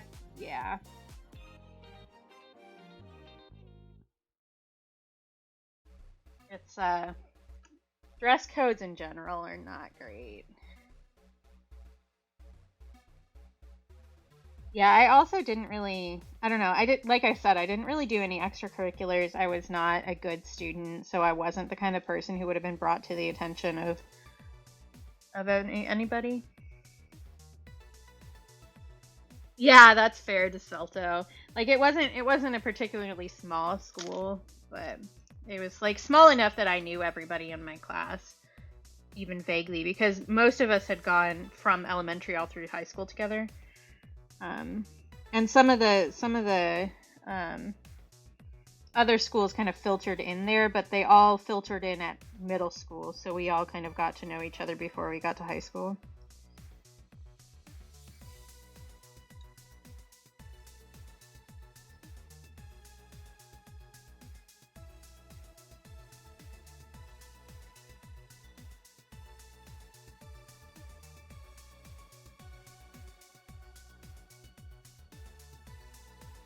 Yeah, I was next to a big city too, which we weren't like, we were small compared to like the downtown Portland classes and stuff, but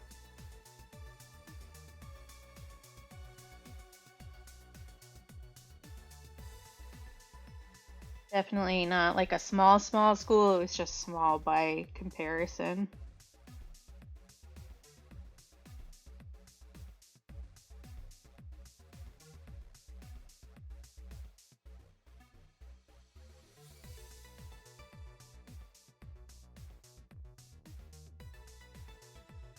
Yeah, I was one of those students who was always a pleasure to have in class but didn't do her homework.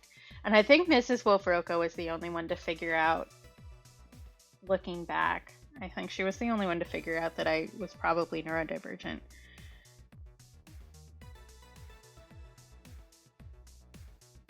It's like I can't prove it, but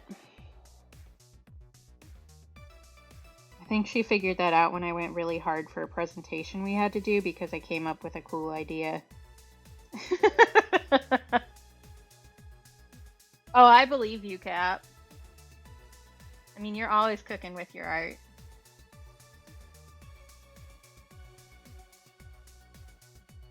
Mm-hmm. Yeah, DeSalto, pretty much the same vibe.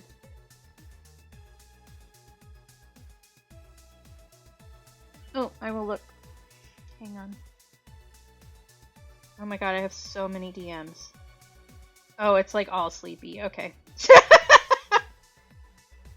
Oh yeah, you are cooking, Gap. That looks great. I sent Sleepy a song this morning, so I'm not shocked by them being mostly from Sleepy. Sleepy and I talk a lot. Like I think aside from Cap, Sleepy is the person that I talk to the most.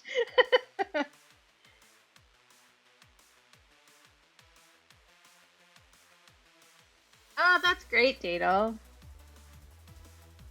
We love teachers who like actually help. um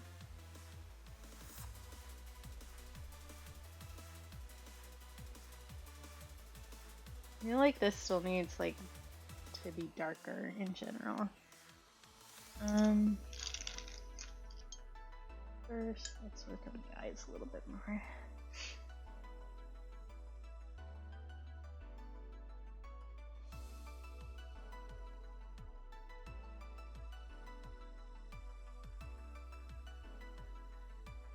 I need to deepen these up some more. Or they will look lifeless and dead, which is not how we want this guy to look. He may be dead inside, but he's not dead in the eyes. Which, like, same, bestie. I've been having, like, a rough time with my brain this week. Which, like, I'm always having a rough time with my brain, but sometimes it's worse.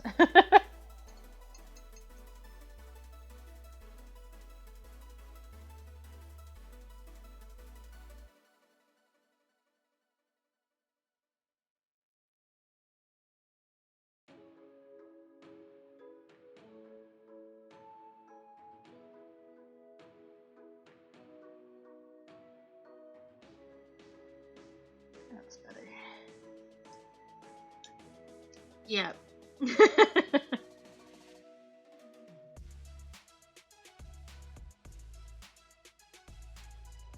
Okay. I do still need to do... Yes, I do use a scanner. Still need to do the color in here. And I do think I need to deepen this up as a whole. I think we're on the right track. But yeah, I use a scanner, and then I use specifically I use Procreate to touch stuff up and like clean up the edges to do for stickers and stuff.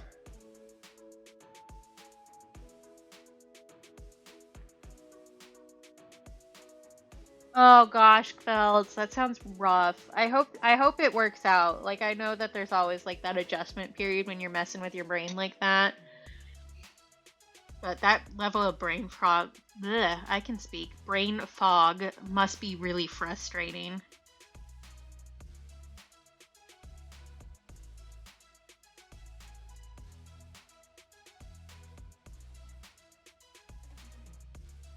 Yes, the brain frog. There's just a little frog in there that goes "Mrr" whenever I try to have a thought. I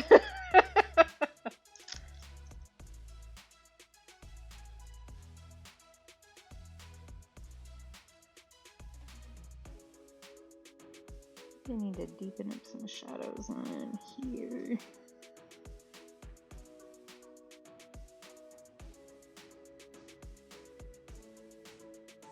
I'm not sure of anything, Dadel.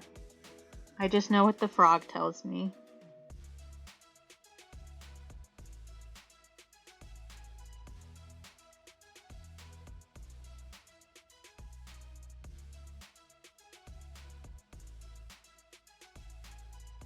I have not taken a progress photo at all through this whole thing. Whatever, it's fine. Patreon does actually get one fully exclusive painting, at least this month, and maybe two. So, because I haven't started that otter yet, neither.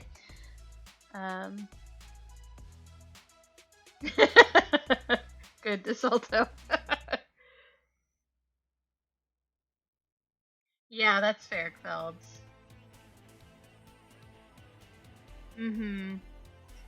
Yeah, but maybe the one bonus probably isn't worth the other stuff. Yeah. That's still, like, it's good to know, but I'm sorry that they didn't work out for you the way that you would have hoped. There's the trial and error stuff that you have to do with, like, any medication, really, but especially stuff that's doing your brain. It can be really frustrating. I think that Joy had something like that too, or I don't think it was beta blockers specifically, but she was on some medication that really helped her POTS, but set something else off for her. This was a while back, but I vaguely recall.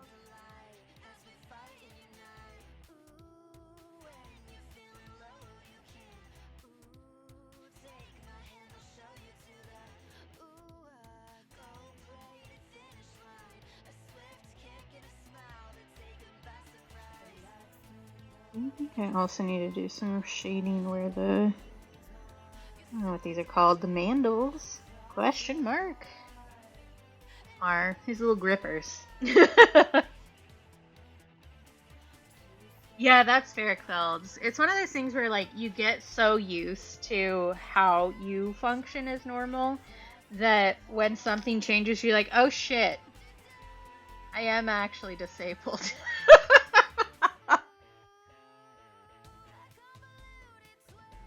Oh yeah, for sure. The meal stuff is difficult.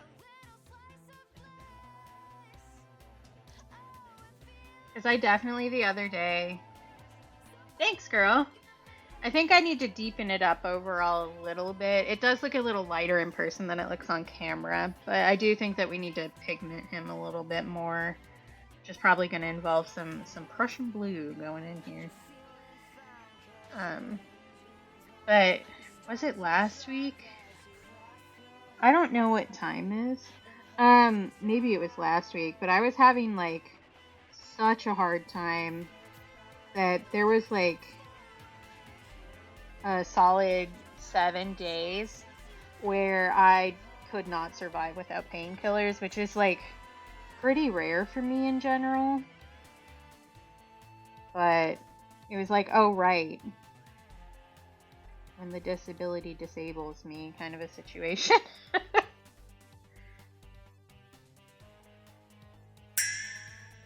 A stretchy. Okay.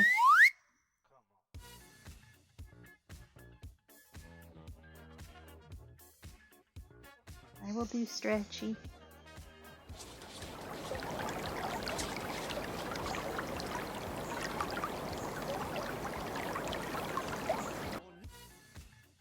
And I will do hydrate. But whatever undiagnosed thing that I have going on was definitely in a flare that week, and I was fucking suffering. I did, Dadel.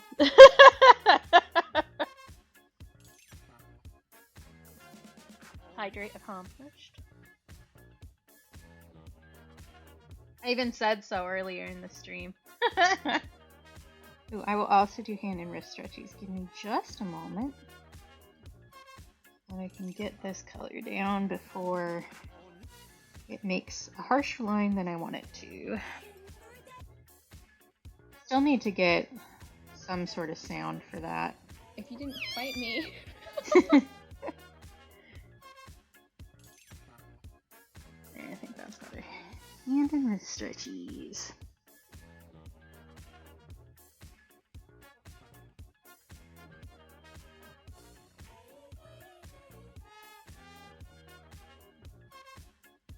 I am probably going to take a quick break in a little bit because I do need to refill my water, and I could stand to do like a big stand-up stretch too.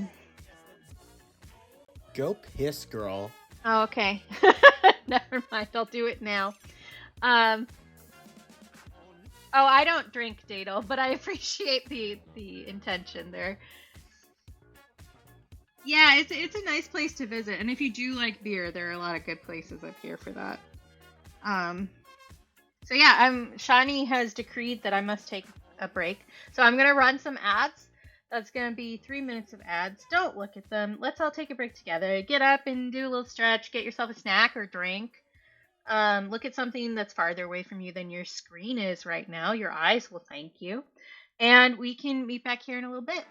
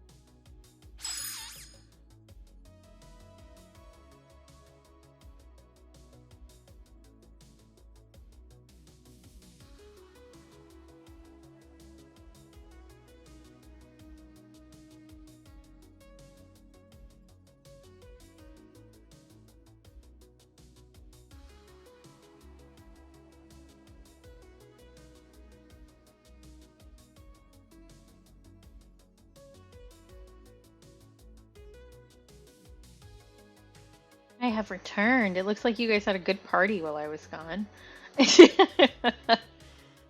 Welcome back, everybody. My brain just stopped. That's fine. You don't need no stinking brain. Thank you, Johnny.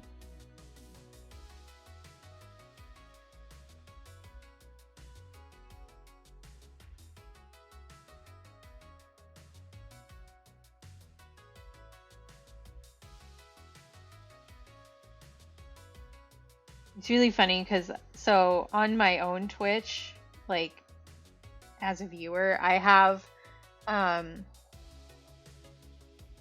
emote animations turned off because there are a lot of them that make my eyes hurt and can give me a migraine. Because people do not follow the rules about how much flashing there's supposed to be in emotes, and you can't actually report an emote for inappropriate amounts of light flashing. Fun fact. So whenever I see like dancing emotes are generally pretty obvious. But a lot of times there's something you can do where you set a specific frame of your animated emote to be the still image for the emote for people like me who have the animation turned off. And a lot of people don't set that at all. So a lot of the like leaving and arriving and stuff like that emotes are just a blank square. So it looks like nobody is talking. It's pretty funny. Usually the dance emotes are ones that are pretty obvious, but it is pretty funny. Oh, that actually reminds me, you guys have a new emote from me. I made one the other day, and then I didn't stream. So this would be your first time seeing it if you weren't in Sleepies when I was testing it. But you have a lovely emote called Chopped now. It is not called the thing that is obvious, because I think if it was called the obvious thing, it would get reported quickly. But go forth and chop. I added that. We still have one animated emote slot left. And I have an idea for that at this moment in time. Yeah, it's a pickle slicer. That's for your vegetables, because you need to eat vegetables. They're good for you. But I'm thinking a handshake emote would be good, because I feel like a lot of us, especially in the shared spaces that many of us end up in, many times we will say shaking your hand or equivalent. So I think having like, I can't do it with both of my hands, obviously, but having like a handshake emote that does that, except visually this way, would be good for an animated emote. And that also is one that I have not seen before, so I might be able to get around to that at some point. But we'll see. I will take a sip. Give me just a second. But I try to look at things like, not just that I would use, which, like, not gonna lie, you guys, a lot of the emotes that I make are just because I want to use them. But have little niches where they could get used.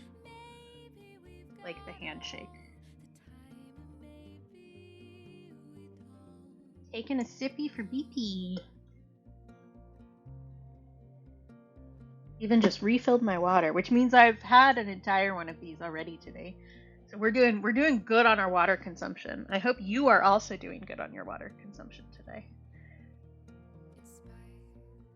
But we'll see if I have time to get to that, because yeah, I'm also having surgery, in case you guys didn't get the memo, because we've talked about it so much today. But yeah, so I don't know how peppy I'm going to be feeling for a while here. Drink some water, Goose. Everybody drop your dihydrates in chat right now. Gotta dink your oiters. I do love that I single-handedly am responsible for at least 4 different streamers saying dink your oiters on the regular now.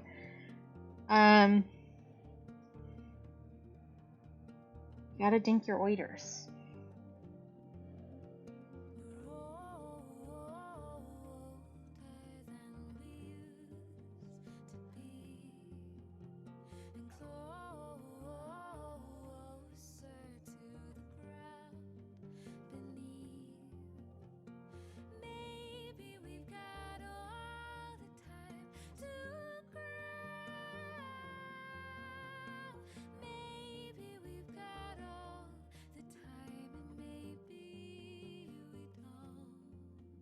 But yeah.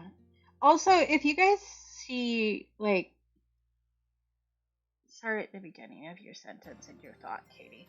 There are a few emotes that I have that are specifically, like, bit and tier emotes because you can add those, which means that I get to use them. But if you see one that I use a lot that's in one of the, like, tier or bit slots and you want to be able to use it, just let me know. I'm fine with shuffling my emotes around.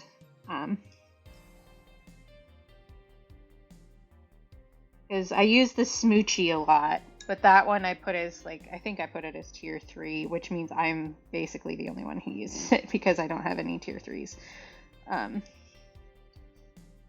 But I just put that there because I want to use it, because I'm a smoocher. I'm a smoocher. There are many people who need to be smooched by me. Oh, I love that, DeSalto. Bad, sad, mad.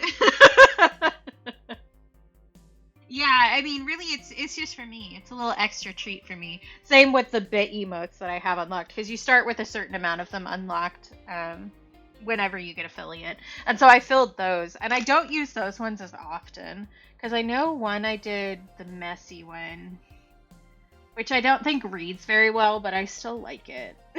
It's just such a vibe. Oh, actually, I can gigantify it, I think. Maybe. Because it's free for me on my own channel. Yeah, I can. For a while, they weren't letting you do that with, like, the bit and tier emotes.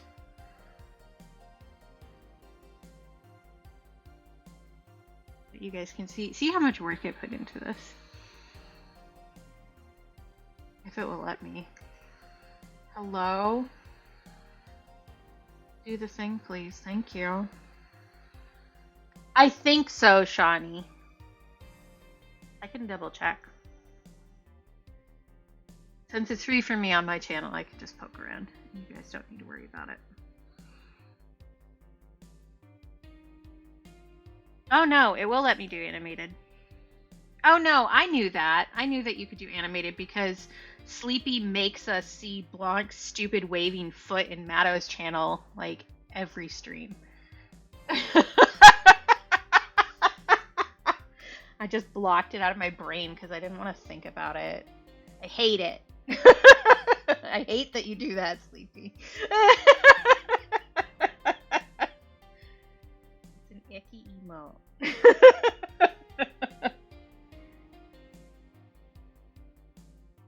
I think I need to deepen up in here, but yeah, I know it is.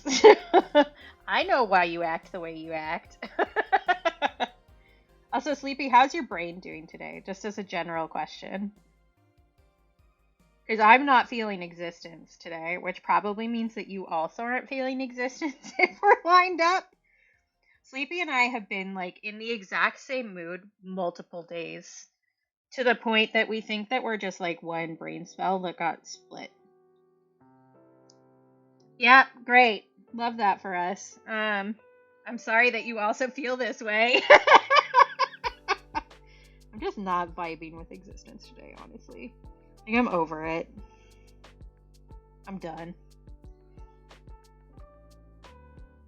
Yeah, just kind of like, I don't want to do things, and also, I shouldn't have to do things. I should be a little cherished possum pet that sleeps on a satin pillow, and somebody else feeds me.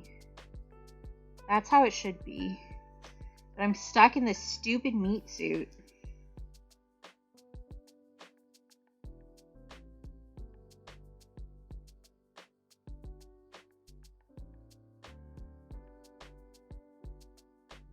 Yeah, exactly, Sleepy. I made myself exercise yesterday because the day before I just kind of, like, noped out, and I was like, I know this will make my brain feel a little bit better, but I, like, don't want to do anything. I don't wanna. Make it stop.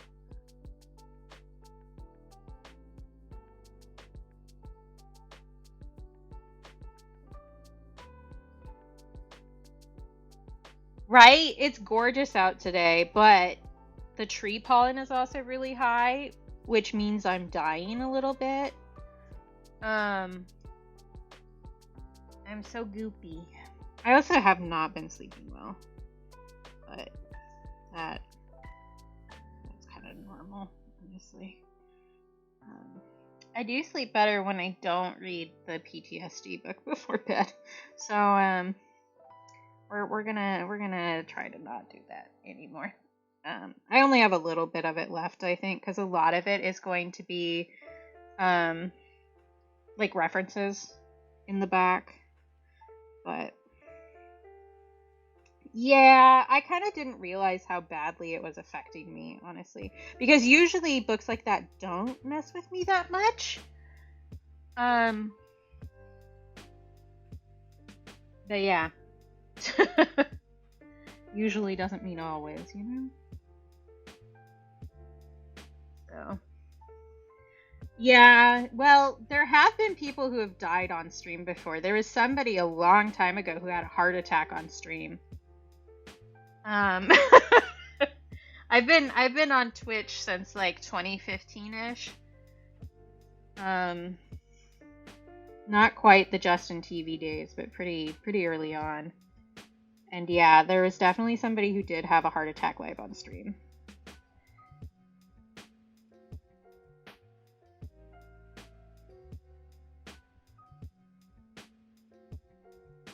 I was here for why feet were specifically mentioned in TOS too. I remember when that happened.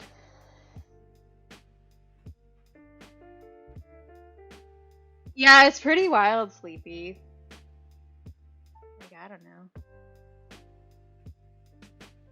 I guess there are worse ways to go, honestly.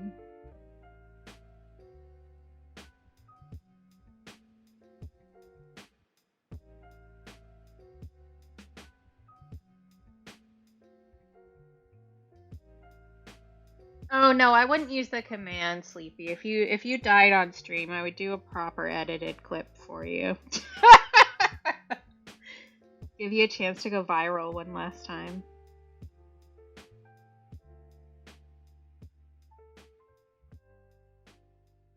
Yeah.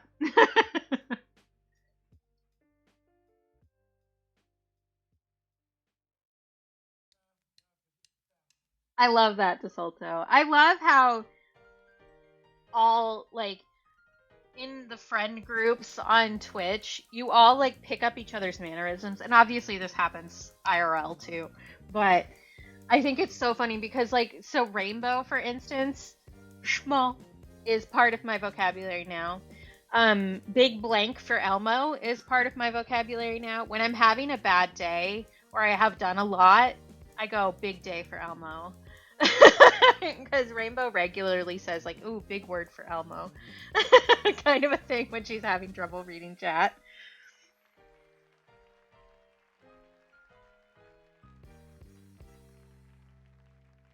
And that definitely, for a while, because of I for Scotland, whenever something went wrong, I would say in my head, disaster for Scotland. Does that have anything to do with my lived reality? Absolutely not.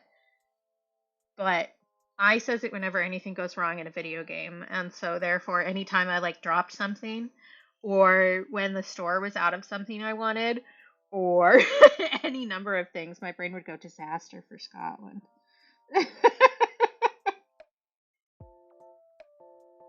Yeah, it's a good one, honestly. It's just it tastes good. That's what I say about like words or slang or something. It just tastes good.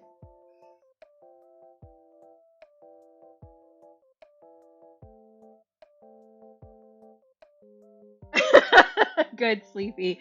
There's one, okay, this one isn't from Twitch specifically, but there's this little girl that's been getting used in a lot of Instagram reels who's being super dramatic about something. Like she's having a time, and she's just repeatedly saying "fucking damn it, over and over again, and I have definitely picked that one up. So yesterday, I've been cranky this week. If you haven't picked up on that vibe by me constantly bitching about everything. But yesterday I was putting stuff away in my closet. Like I was trying to pull something out so that I could work on something, and stuff kept falling over, and something hit my head, and I was like about to go supernova. And I just went, fucking damn it! And started laughing.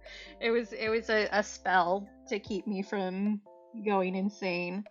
It's so funny. The next time I see one, I'll save it for you guys and put it in the Discord. It's so funny. It's perfect, but it's just a tiny little kid like stomped around. Fucking damn it! And that plays in my brain whenever I'm cranky now, which has been a lot lately. It's just the problem with summer. Like, I love summer. I love the sun. I like that I feel like a real person when the sun comes back. But also it means that everybody is out and about and they're fucking loud. Especially my neighbors. We've got Motorcycle Man and we've got Leaf Blower Guy, and they both make a lot of noise. And I can't handle a lot of noise. So summer just means I'm like constantly overstimulated. Which means I'm cranky as fuck. And like, those are the two that I get mad about. There are also kids out and playing, which they're kids, they're allowed to be loud. But it also adds to the overstimulation factor. So I'm cranky. Oh, 100% tens, for sure. For a while, whenever I saw like any sort of paw, my brain would go, put those grippers away. I will also say that anytime I've said lemon on my stream, at least 2 people in chat have done the Oh, thank you, Cap. But yeah, just imagine me, a full adult, with things falling on my head out of the closet, saying that to myself and then busting out laughing. Okay, I think I need to do another layer over here of the actual color, and then I think maybe he's done. I might do, well, I need to do the color in here, but I need to get this done before I do that, otherwise the pigments will bleed into each other.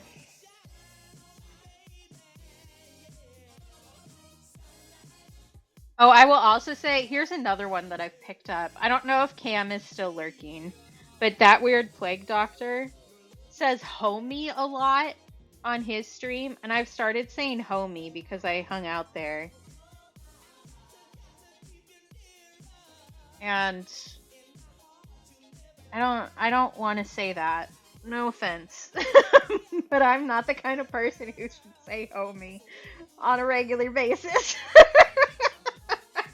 So it's one of those things where I say it and I realize what I've said and then I wince. Yeah, I thought you might be lurking. But it's like, yeah, I'm not the kind of person who should be saying homie. We need to stop that.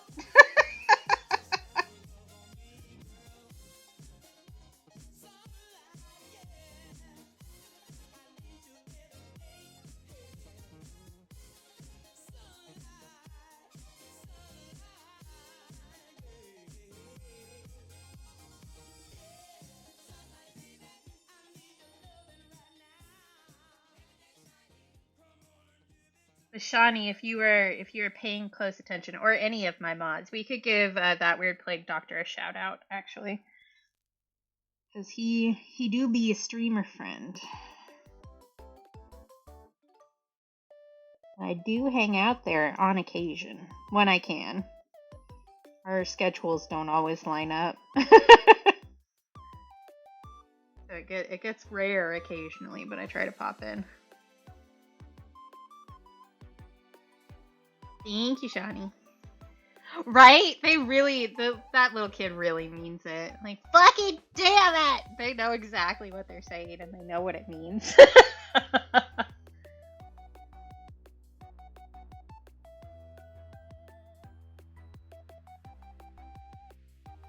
Okay, gotcha. It took me a second to, like, parse that. I think my brain... I say this as if my brain has ever actually been present. I think my brain has checked out a little bit. But we're getting this painting done. I need to get one done so that I stop freaking out about it. Oh, all good, Shawnee. I know it's a lot to keep track of, which is why I specifically will ask if I think we really need one.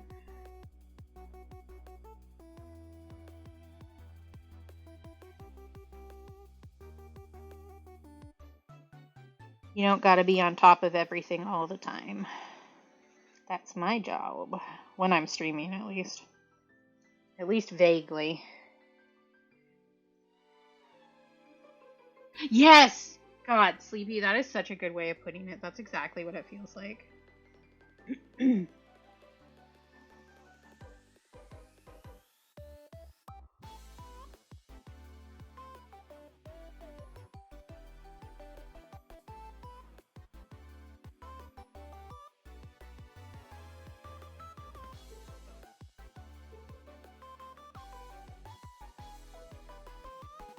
How are you picking where these highlights go, Katie, you might ask? And the answer is, vibes. But I think it looks pretty good. Not gonna lie. I think maybe this one could be a little bit smaller.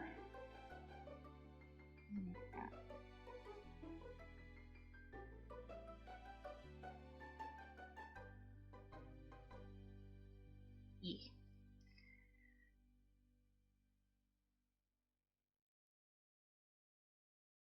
Oh man, they gave me good drugs for after surgery too. So if you guys get weird messages from me, it's just because I'm zonked.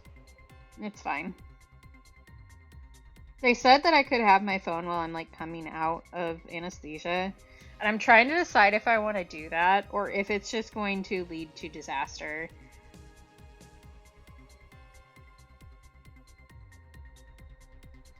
Because generally speaking, I'm pretty good about not sending people weird messages when I'm kind of out of it, but also I have literally not been under this level of anesthesia since I was 19, which was a while ago. So we'll see.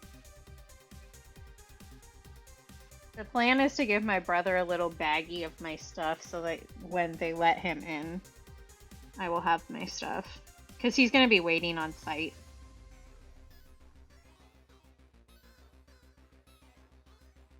But they'll just like put my phone in a bag if I want and then hand it to me when I come out. I haven't decided if I want to do that or not. Oh god, Wiggle. My brain will explode. I mean, depending on if you pick words I already know or not. I will at least recognize that the letters are Finnish, probably. Because, like, I've been doing Finnish on Duolingo for a significant amount of time, even though I haven't made it, like, super far in the actual, like, course, I guess is what you would call it.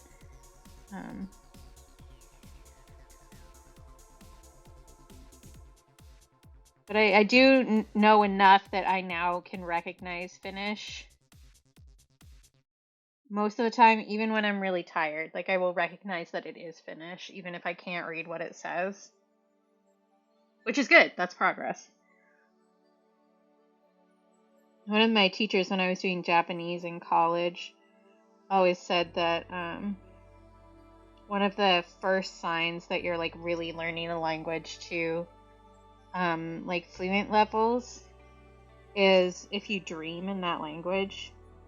But I explained to him the kind of dreams that I have with languages, and he was like, that, you know that reaction image that they use on Tumblr with the old guy going, that's scary, I don't know. That's basically what his reaction was to me explaining how my language dreams are. Because I will have dreams in other languages, like my brain will know that it's a different language, but it all comes out like as dubbed English. It's really weird. Yeah, see, I've dreamt in French, I've dreamt in Japanese, I've dreamt in German before, but it's not like real. You know what I mean? So I explained that to him, and he was like, huh? I was like, I don't know, man. My brain's weird.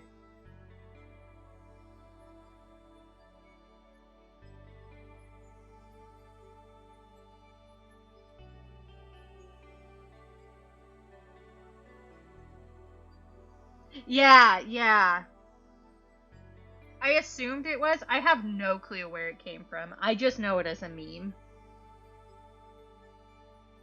But it's a meme that I think in. Yeah, doing a concern. A heckin' concern.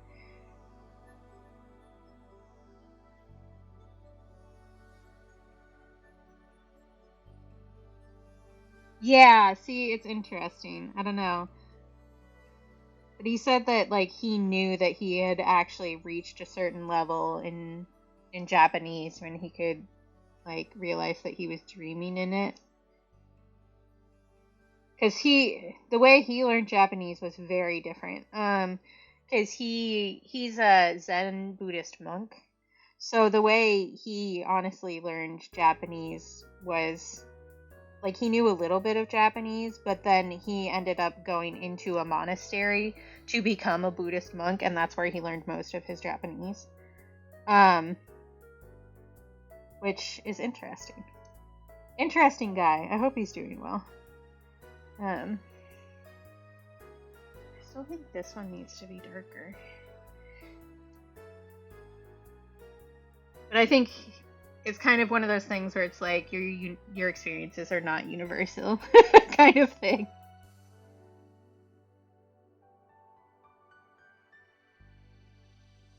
Was my point. That's what I was getting to. And then I got distracted. As you do.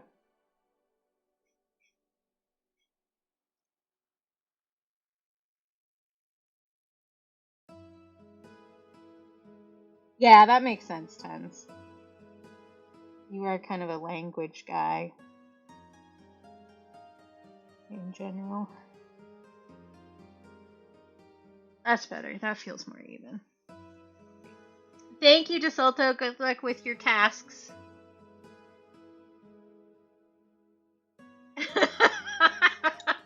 Poor kitty. Assaulted. Do you think I need to do darker in the face now too? And I think maybe that's good. Help if my paintbrush would do what I want it to.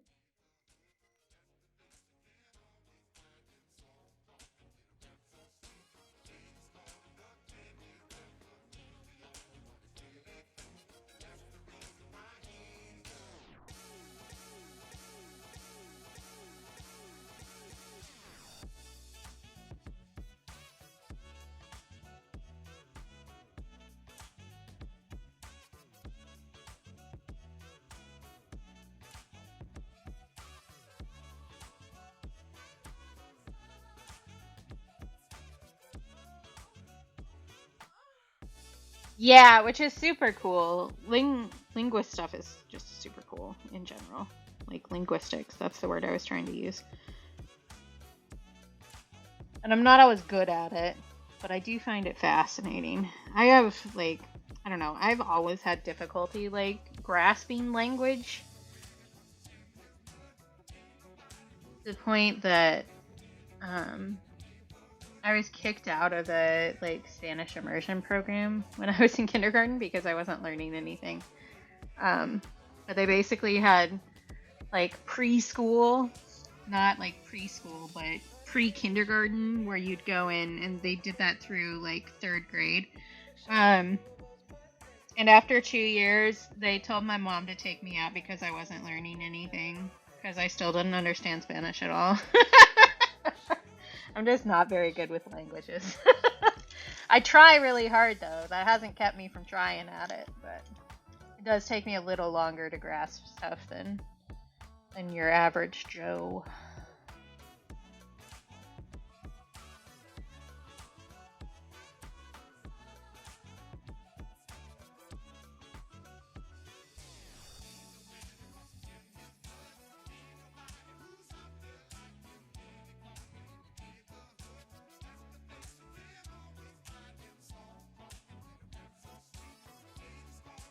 I do wish when I was in college they would have had a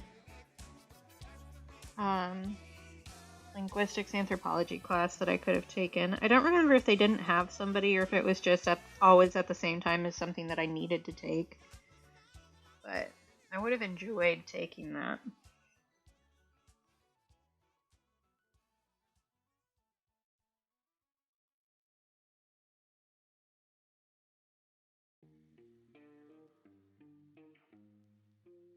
The camera's running behind today. My laptop has been stressed out, which, like, same, girly, but get it together.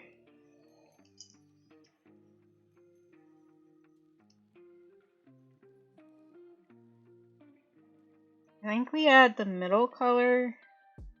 Maybe I mess with the eyes a little bit more, and then I think this is done. And then I will have finished a project this month, and I will not freak out quite as much as I have been freaking out. I've just been, like, I put, if you're a Patreon, I put a poll up the other day because I was like, okay, what if I do it this way? And I was like, okay, would you guys prefer that I do this color for 2 months, or would you prefer that we do it the normal way and you get less art for this color? And then I put a third option because I knew Cap would snark at me if I didn't, that said, why are you worrying about this, Katie? Just do whatever is best for you. And the last time I looked, that had 100% of the votes. And I was like, I should have expected that, honestly. But that does mean that I still have to make a decision about what I'm doing. Yeah, I put the secret third option, which is the faraway winner. Which I should have expected, honestly, because the majority of my patrons are also my friends. So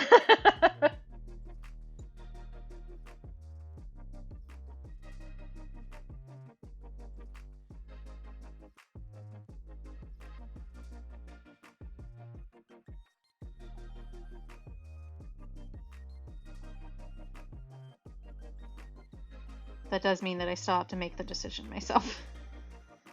Which I'm kind of leaning towards doing this color for 2 months. Thank you, Cam. Good luck with whatever your tasks are today, and good to see you. Thanks for popping in.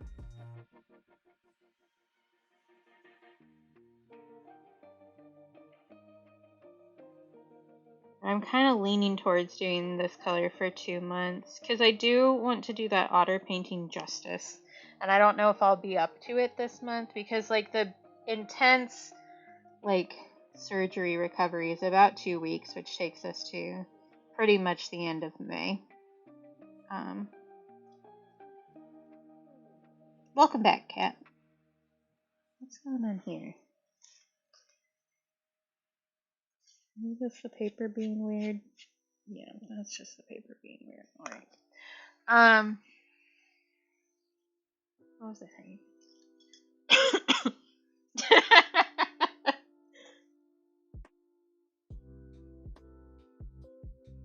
But if I do this color for 2 months, then I'll be able to do both of the otter paintings that I want to do, because there's 2 photos that I took of the same otter that are both really nice.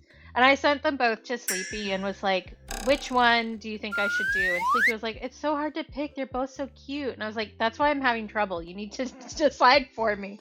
I will do stretchy. Thank you. And hydrate. That's not showing up in my chat yet. Come on, buddy. There we go. One-handed with stretchies. You got it. But I'm doing those bigger for one thing, and I want to put more detail into it. So if I do it for 2 months, like the same color for 2 months, then that will work for both. And then I can actually give that the amount of time that I would like to give it without stressing too much, because we're basically finishing this guy today. I knew I could get this done today. And then I'll be able to finish the ice cream one on my own, I think, this weekend. And that will be the 2 that I promised my patrons, and then I don't need to freak out about it.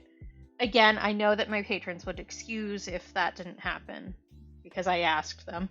But I feel obligated to fulfill my obligations, basically. So, yeah. And will make me feel better.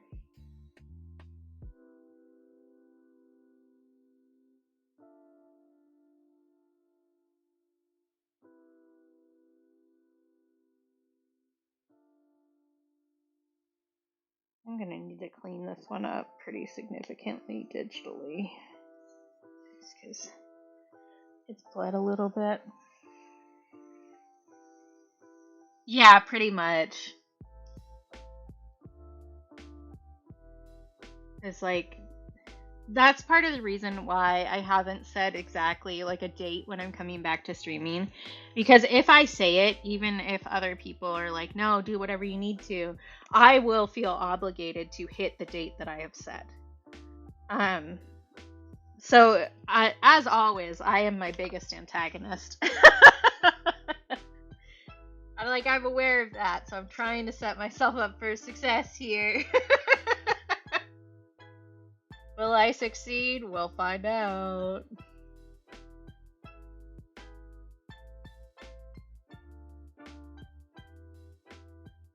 Yeah. And I think also just like taking some time to like maybe reset some stuff. Hi Aria, good to see you. Behind the scenes and like reorganize my stuff after I'm feeling a little better will be good too.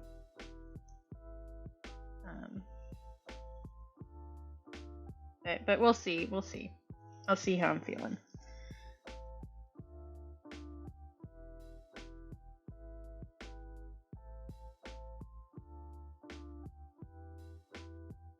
I do think I'm definitely erring on the side of overcaution for this stuff, but I'd rather do it that way than like try to push myself too hard. As I am going to have problems not being able to do a bunch of stuff. I'm gonna get cranky about it. I'm gonna get mad that I'm tired and that I have to take naps because I don't like taking naps. So. Oh, fun, Aria.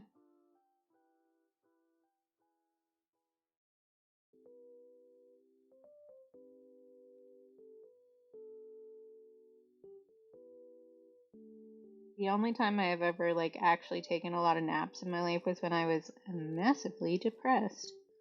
So not a good brain time for me.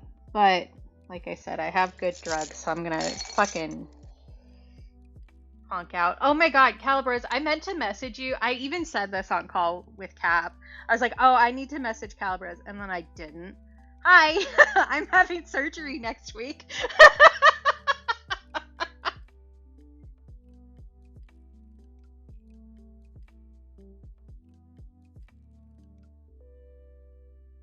Oh, exciting, Aria. That's a haul. I ran out of spots in the surgery update group chat because they'll only let you have 10 people in. But Aiden is in there. I know, I'm sorry. I'm sorry, I didn't mean to. I meant to tell you directly.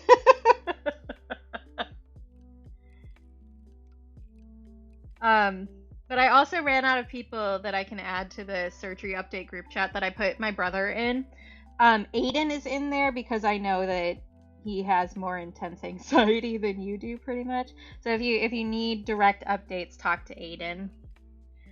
Major and kind of, well, not really elective is not the correct word. Wanted, I guess. I'm getting my uterus removed. I'm losing an organ by choice and necessity, like, because it's fucking up my life. But I'm eating that ute, as BP said earlier. Which is good, because I've been trying to get that done since I was like 19. So, progress. Yeah, thank you. That's too dark. Yeah, like, it's not a secret that I've been aiming to get that done for a while, but yeah, that's the dealio.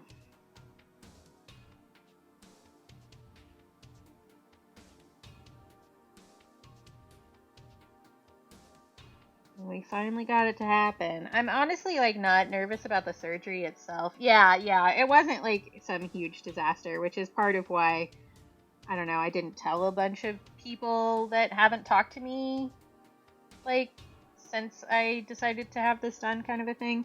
It's not like some huge disaster. It's not like when I broke my ankle or something, which also was not really a huge disaster as far as ankle breaks go, but you know what I mean. But I am excited that Fantasy Life comes out while, like, the new Fantasy Life comes out while I'm supposed to stay on bed rest.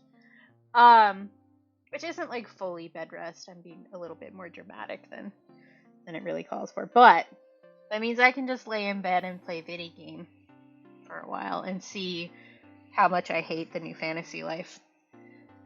About 2 weeks is the long, or like the intense healing process. But 6 to 8 is the full. So like, I'm not allowed to lift anything over 10 pounds for 6 weeks. Which is good, because I was preparing for not being able to lift more than 6 pounds.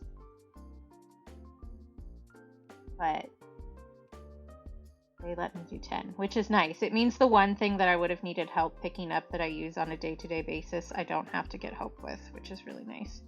Because I did go around weighing all of the stuff that I use in a day to make sure that it wasn't too heavy. Like, I just won't be able to, like, bring packages in. I'll need help with my laundry, which isn't that bad. I just need it carried down there, which my brother will do. That's fine. But yeah.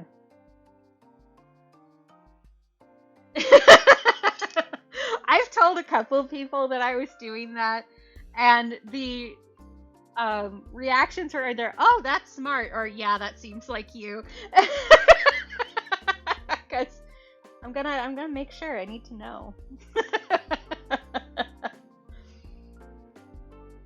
I think maybe this guy's done.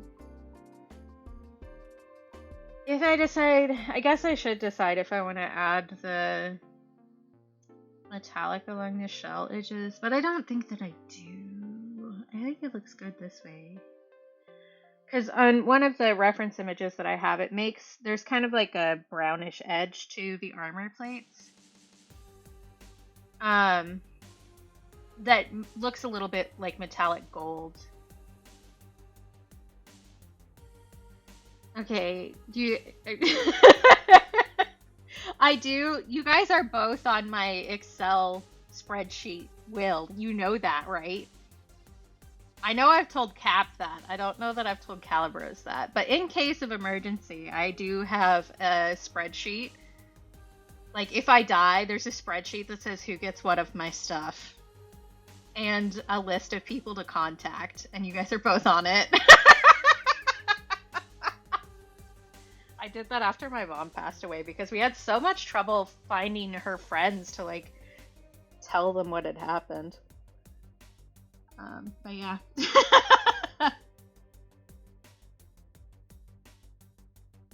I will say that I did not make a list of how much everything weighed when I was weighing it. Which maybe is less like me. Do I want to do anything else today, or do I want to say that's it? Because it is kind of a shorter stream, and I didn't stream last week because I had like a super bad headache. And it is the last one for a while. I don't know when I'll be back exactly, as previously discussed. But I did finish painting today, which makes me feel better. Do you guys want to name what flavor the paint water is today? Because I feel like it's probably just blue raspberry, honestly. We'll be able to see this better if I put it on paper, something that's lighter. I could put down like base layers for the otter today. Ooh, I like that, Shawnee. That's good.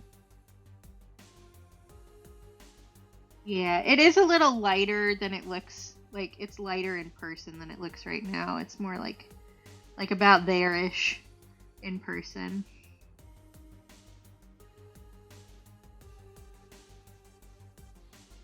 Oh yeah. I won't drink it, but I bet it would be delicious. Ooh, actually, maybe... I know my brother's out doing stuff because they had like an emergency with his job. I wonder if he would bring me back a slushie from Sonic. It would certainly have a flavor, especially the amount of pigment that we used today. I think the flavor would be bad. I think that's just what you would call it, because Prussian blue is not, it's not a tasty paint. You can tell by the smell of it. It's just intense.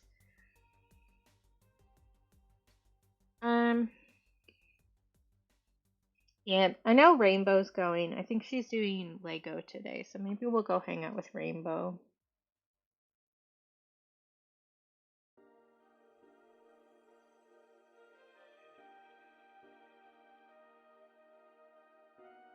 And maybe I will try to convince my brother to get me Sonic.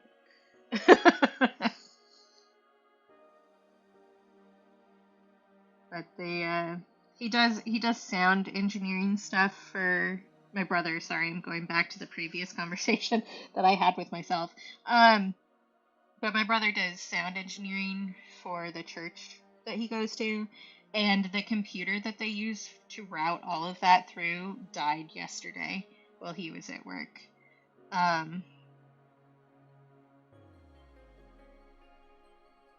So he got to deal with that today, trying to fix that because they have a big event this week.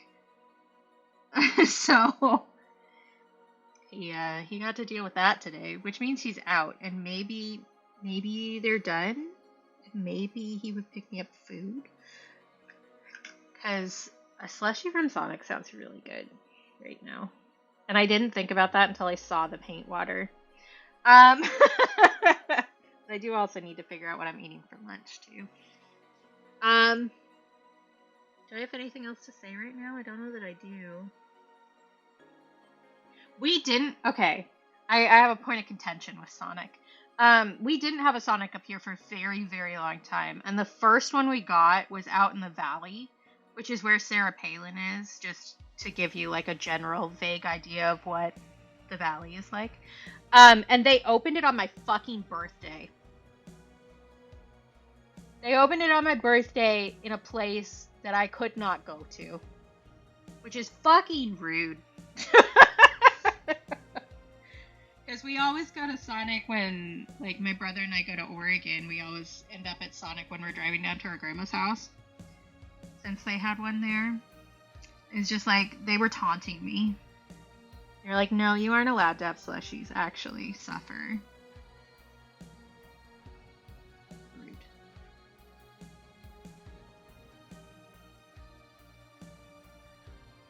Exactly, Shawnee. Exactly. Which, like, I don't need to drink my paint water. I am not full of an urge. But the color did make me think of ocean water, which is a drink that Sonic has. Which is delicious. It's like coconut flavor. And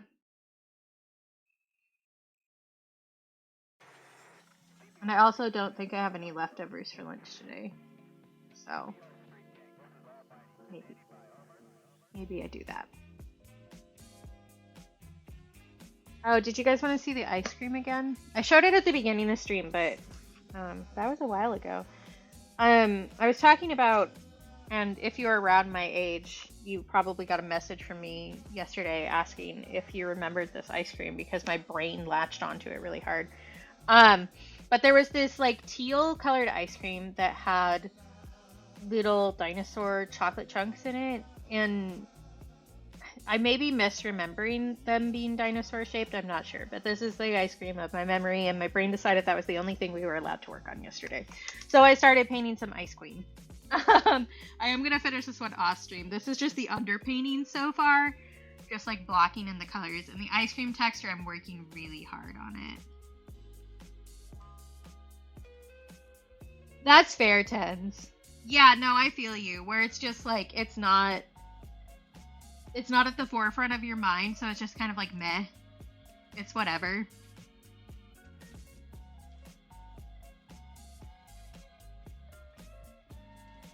But this will be for sure the second. Yeah, I knew what you meant, Tens, no worries. This will be the second Salish Sea painting. Oh yeah, this is a sticker in my shop. is the distressed ice creams. So there's a few of them. We did these on stream a while back, but I think that was before your time, Sleepy. But we have the SpongeBob. We have this one I call Hot Girl Summer. Hey, how you doing, little mama? Let me whisper in your ear. We have Gobba Go Fast. And then there was another one I did. Is it here? There's Donatello. Maybe I just skipped him. Yeah, I did. I just skipped him. And then we have Donatello. That's fantastic, Sleepy. Yeah, you can get a pack with all 4 of these in it, or you can buy them individually in my shop. There's also these ice creams on the side are a little sticker mix that you can get. It's called, I do sticker confetti, so little tiny stickers that you can do. And then I guess this sketchbook is just all ice cream at this point, except for the brain work ahead. This is just the ice cream sketchbook, I guess. I just like painting food. It's fun. BP.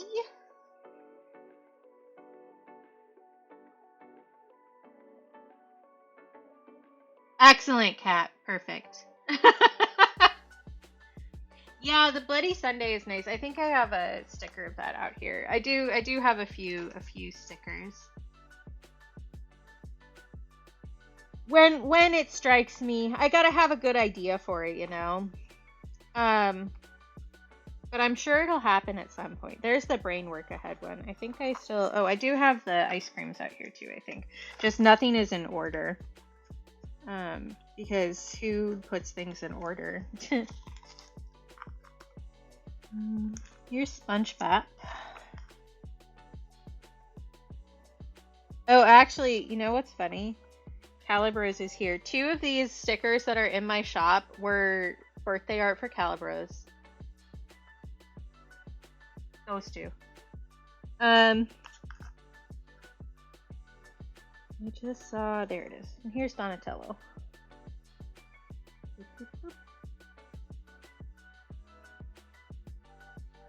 Alright, drive safe and have a good day, Tins. Oh, that would be cute.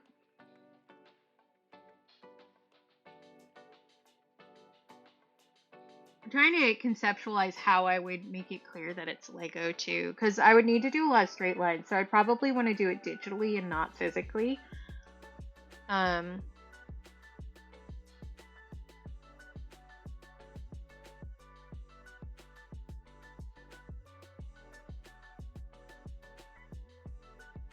I'm cooking. I'll get there eventually, BP. I'm still thinking. Yeah.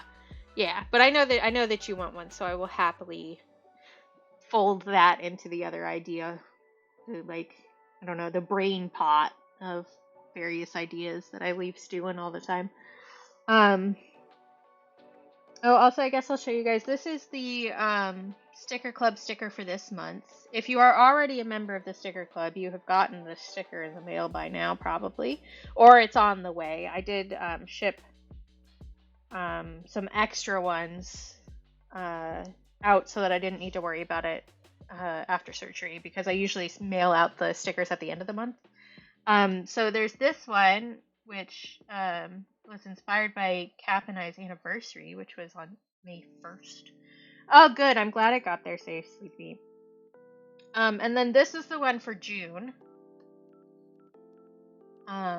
which is a bunch of sticks with different pride flags on them.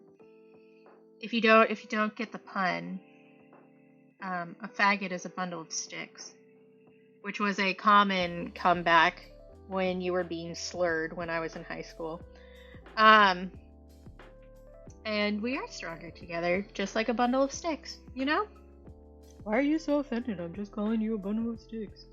So yeah, I kind of did a play on that. This is the one for June, so for Pride Month, in the US. So if you want this sticker, you should join my sticker club for June. Not this month. You could also join this month and get this sticker in the mail. But this one will be for June. So you'll want to join for June if you want this sticker, and it will be mailed to your address. Thank you, Shani. Yeah. Do I have anything else? I don't know that I do. Oh, you could also have sticker versions of me and Cap. That's another thing. And Grim, as a matter of fact. So that one's Grim, banana bread. This one is Cap. Kappa barista. And then this one is me. Which I had a big order come in this week. And somebody actually got the 3-pack twice of these. Which I found interesting. Oh, I was looking for the Bloody Sunday and then I got totally distracted. Here it is. I remember what I was doing originally. Yeah, this is the Bloody Sunday. And somebody purchased the original of this one. That one's sold and has gone to the person who now owns it. But you can still get a sticker of it in the shop. The stickers in the shop are a little bit bigger than this one. I sized it up a little bit. But that's the art for it. But yeah. My shop, I guess I can say this. My shop will stay open. Oh yeah, I do have a bookmark in here. I actually have 2 bookmarks. So I have this one. I don't have the Bloody Sunday one out, but it is also a bookmark. The bookmark's not big sellers. So I probably won't be adding any more of those. My shop will stay open through surgery and recovery. I have put a note on my shop and on the main page of my website that orders placed after the 12th may be delayed. I will do my best to keep up with that, but given the speed that I usually send stuff out, my level of delayed is most people's level of regular shipping times. So I don't think it's a big deal, but I gave a warning anyway. Yeah, I was really pleased with how it came out, honestly. So all the hands here are traced hands of people that I know. The top layer is all people that I know directly. So the trio right here, this one's me, this is Cap, and this one is Grim. This is Al and his partner Anne. And I don't remember who everybody else's is. I think this one was Greg, who is my brother. Stars, I think, is over here. But people gave me their hands to trace for that, and I made a stencil and spattered paint over top of it to do that.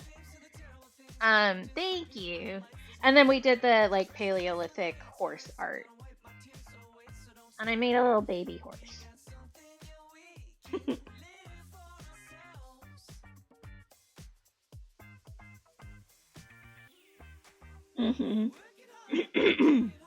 Excuse me.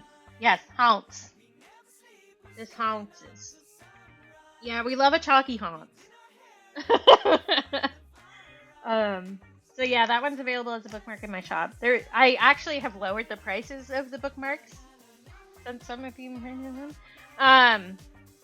Because the prices changed from the manufacturer, so I can actually like lighten that up a little. I also have postcards and greeting cards now, which I can show you because I have them sitting over here. We have some postcards. I don't know which one I'd want to turn into a sticker because it is like a bunch of them. It's not just one. So it would involve picking and cutting the mane would be really difficult. I don't know that it would really be a good sticker sheet just because it's all the same, you know? I did consider that when I painted it, but I think I'd need to paint other stuff to add to the sheet to make it interesting. It would be my main concern. But postcards. I have Empty Kettle. I have Moose. I have Seal. I have the Lovebirds. And I have the Sweetness Potion. And then I do have greeting cards. I have the Bearded Iris. These are all blank on the inside, so you can write whatever you want in them. And then little splatters that match the front on the back. And another seal, which is the same as the postcard. And then moose. 3 Meeson. Oh, yep. Thank you, Sleepy. Yeah. The iris was like the first painting that I did where it was like, oh shit, I actually do know what I'm doing a little bit. It was kind of like that brain flip moment where I was like, I don't know if I can pull this off and get those tones as dark as I want, but we're gonna try. And I did. The original for this one actually sold in December. And it has been framed and hung in the person's house. I got a photo of it and everything. So, but I'm thinking I might revisit the iris at some point, because I know one of my regular patrons and somebody who supported me a lot really wanted the original but couldn't afford it. So I might do another version of it just to give to them specifically. But, yeah. So you can get those. You can get the individual designs, or you can get a pack of all of them, both for the postcards and for the cards.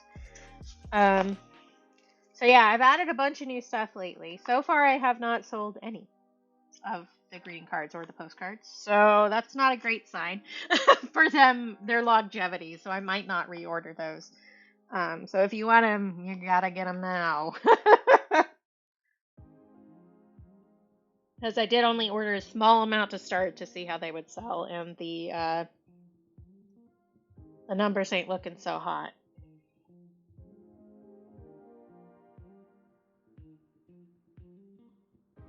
Okay, let me repin this so that I don't have to deal with it next time.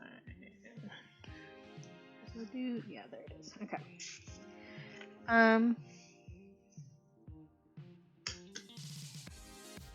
I think that's it. I don't think we need to do anything else today. We finished a painting. Look at the little guy. And I'll be back at some point.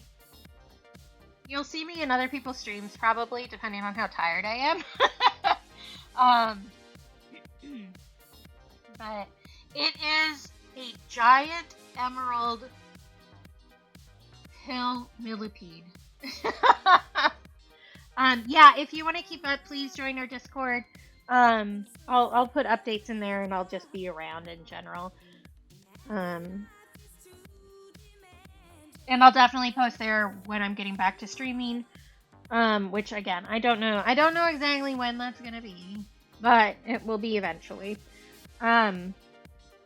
Which I'm kind of like, secret hope is that I can do it in June, because that's when my stream anniversary is, like my affiliate anniversary. And I didn't do anything for it last year because I missed the date and I forgot. So hopefully I can actually like remember and move the date to a time when I can do something, but maybe not. I would like to do like a tip-a-thon kind of thing so that I can raise money for a new printer so that I could do prints in my house, and so that I never have to touch my HP printer again, because I'm tired. I hate them. I'm spending so much money on ink and it's all bullshit. So I would like to get a different printer, which is my current Ko-fi goal. So if you wanted to contribute to that, you can toss me a few bucks on page, or on Ko-fi. I mean, I know words. I know. My brother will still need to use it, but I won't have to, which will be great. And I do need to get like everything set up downstairs still so that I can have space. Yeah.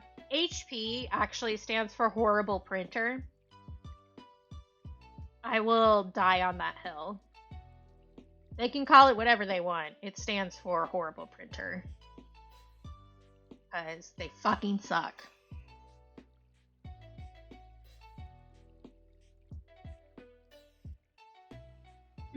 Hella pricey too. Good BP. Love that. Horrible printer, hella pricey. Because I spent like $1,000 on ink last year. Disgusting. fucking ridiculous. And I get that I print a lot of stickers and stuff, but that's still fucking ridiculous. Yeah, so I'm gonna get the same one that Linda just got, actually. Rainbow just got. We both came to the decision that that was the correct printer separately. And then we're both like, oh hey, printer buddies. Oof. Yeah, Sims is kind of heavy, but still. I'm trying to remember which company it was that made the laptops, plural, that melted on me. Like, not on me physically, but that was how they both died.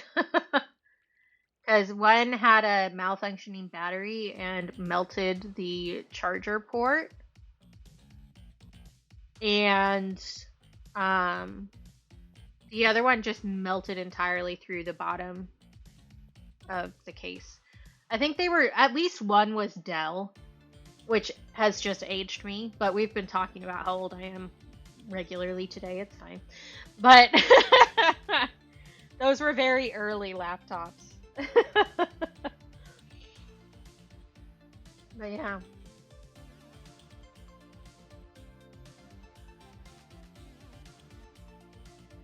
Okay. I'm gonna switch to the ending screen because that's what's happening right now. Thanks for hanging out. It was good to see you all. I will be back at some point. When my body has recovered from losing an organ, which honestly, that organ is a little betraying bitch anyway, so I don't think we're gonna miss it long term, but there will be some adjustment. Oh, thank you. Oh, thanks, Cap.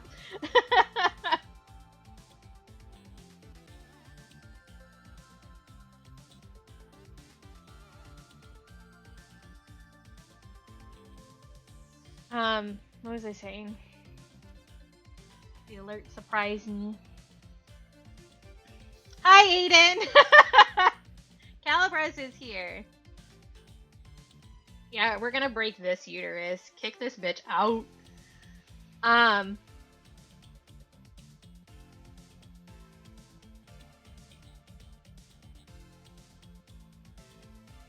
But we were kind of just chatting around anyway. It's all good. But yeah, I don't know, things and stuff. Yeah, Aiden, I told Calibros to talk to you if he wants surgery updates since you're in the group chat and I've run out of slots. So if you get stressed out messages from Calibros, that's why. Just so that everybody knows, this is not a secret at all, but I'm having surgery May 14th. I already said today that I have to go in there 5:30 in the morning. Like, I have to be there at 5:30 in the morning my time. And if everything goes well, I should be home around 2:30 in the afternoon. My brother is part of a group chat with a few people, so that he can give updates. So true, Cap. Oh, thank you, Calibros. That's very sweet. I'm sure Aiden will appreciate.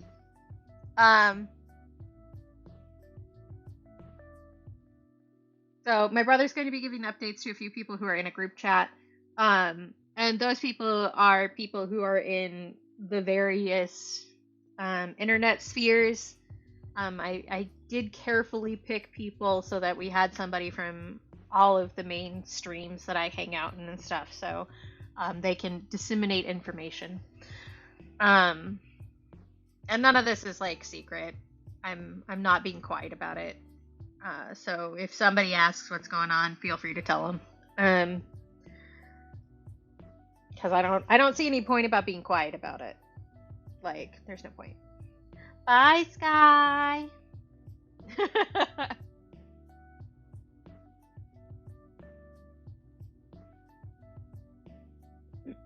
But yeah, do I have anything else to say? I don't know. I've said that like 35 times. And then just kept blabbing, so. Woo! Thank you, Sky. Thank you. I'm sure it'll be fine. I super trust my doctor, and I think it'll all be good. It's generally not like a super intensive surgery. So, like, it is major. I am losing an organ, but people recover pretty quickly afterwards. So it shouldn't be horrid.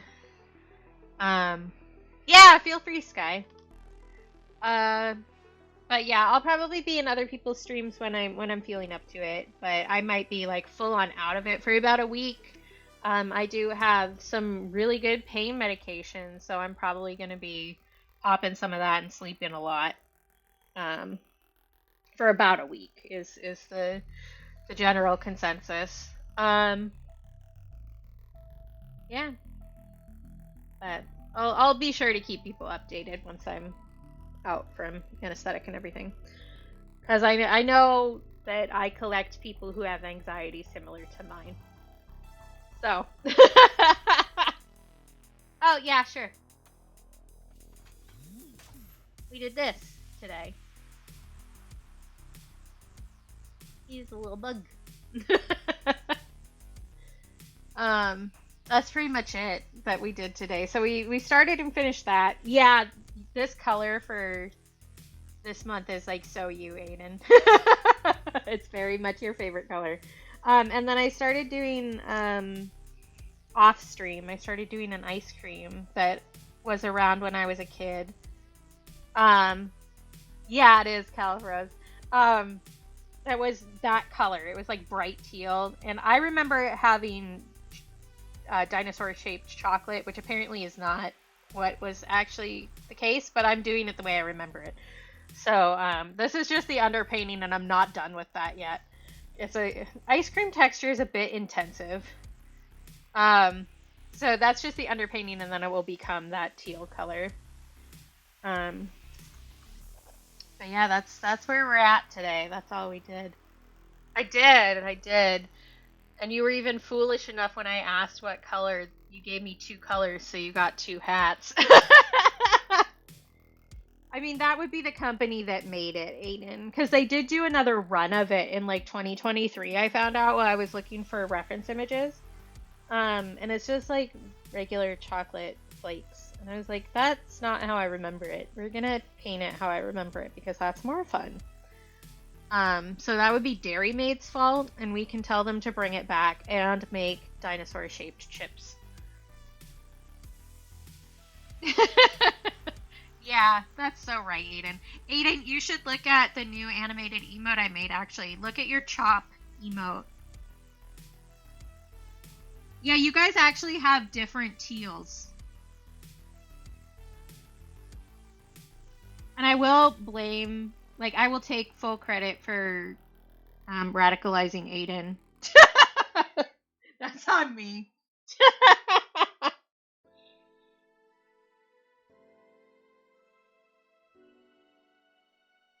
Which I can't say I'm tired of it. Just like, I'm not ashamed or anything. It was great. I just think it's really funny. Yeah, I made that. Yep. I showed you the real world. You're welcome.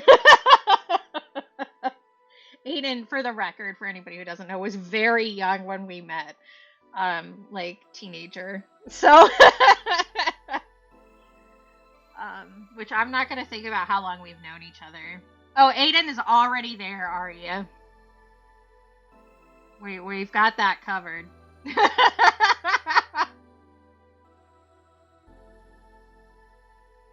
But yeah, become friends with me, and you'll be better at taking compliments, and you'll be better at taking care of yourself, and you'll also hate the government and capitalism. Well, that's because you were a literal child, Aiden. Like, and you're still baby. I know that you don't think that you're baby, but you're still baby.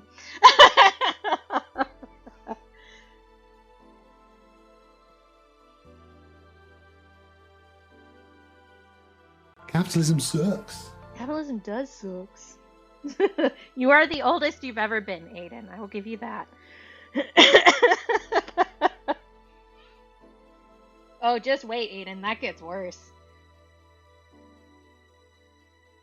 Alright. I think we're gonna go raid Rainbow, who I believe is working on Legos today. Which is fun. And we love Rainbow. Yeah, prepare. Prepare. Thank you, Shani. I did already meet that tab. Good job, past me.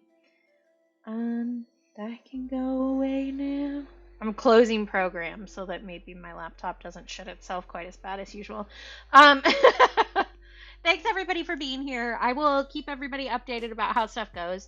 And I will let you know when I'm planning to be back. You know me, I will give you fair warning. I won't just pop a stream up. Because I'm a scheduler and therefore I will schedule things. So I will see you all around various places on the internet, and then I'll be back here when I'm feeling better and feeling up to it. Thanks for being here. Thanks for being nice to me. Remember that you're loved because I love you. And if you can't take care of or be kind to yourself or yourself, please do so for me because I think you're awesome and deserve nice things, including from yourself. Yes, we are BP. We're going over to Linda, so we can all merge tabs. Yeah, I haven't pushed it through, BP. I'm just chit-chatting a little bit still. Here, I'll start this so that BP can see. It does take a few seconds once the streamer puts it through anyway. Shawnee has put the raid commands in, or the raid commands in chat. The first one has emoji that you can use anywhere on Twitch, no matter your subscription status. The second one has emotes you can use if you're subscribed to my channel. So please copy and paste the one that's relevant to you. We visit Rainbow literally all the time. She's probably my most rated person. So if you don't know Rainbow, please come along. She's an absolute delight, and I love her so much, and she's fantastic and does cool art. And today she's doing Lego that BP got for her as a little gifty, because BP is our I don't know, little Lego fairy. He gifts out Legos. And I will see you all when I get back. Remember to take care of yourselves, even if we don't see each other for a while. And, yeah. Just let me live in your head as a little voice that tells you to drink your waters and eat things that are good for you and be kind to yourself, okay? Okay. I will see you after surgery sometime. Bye.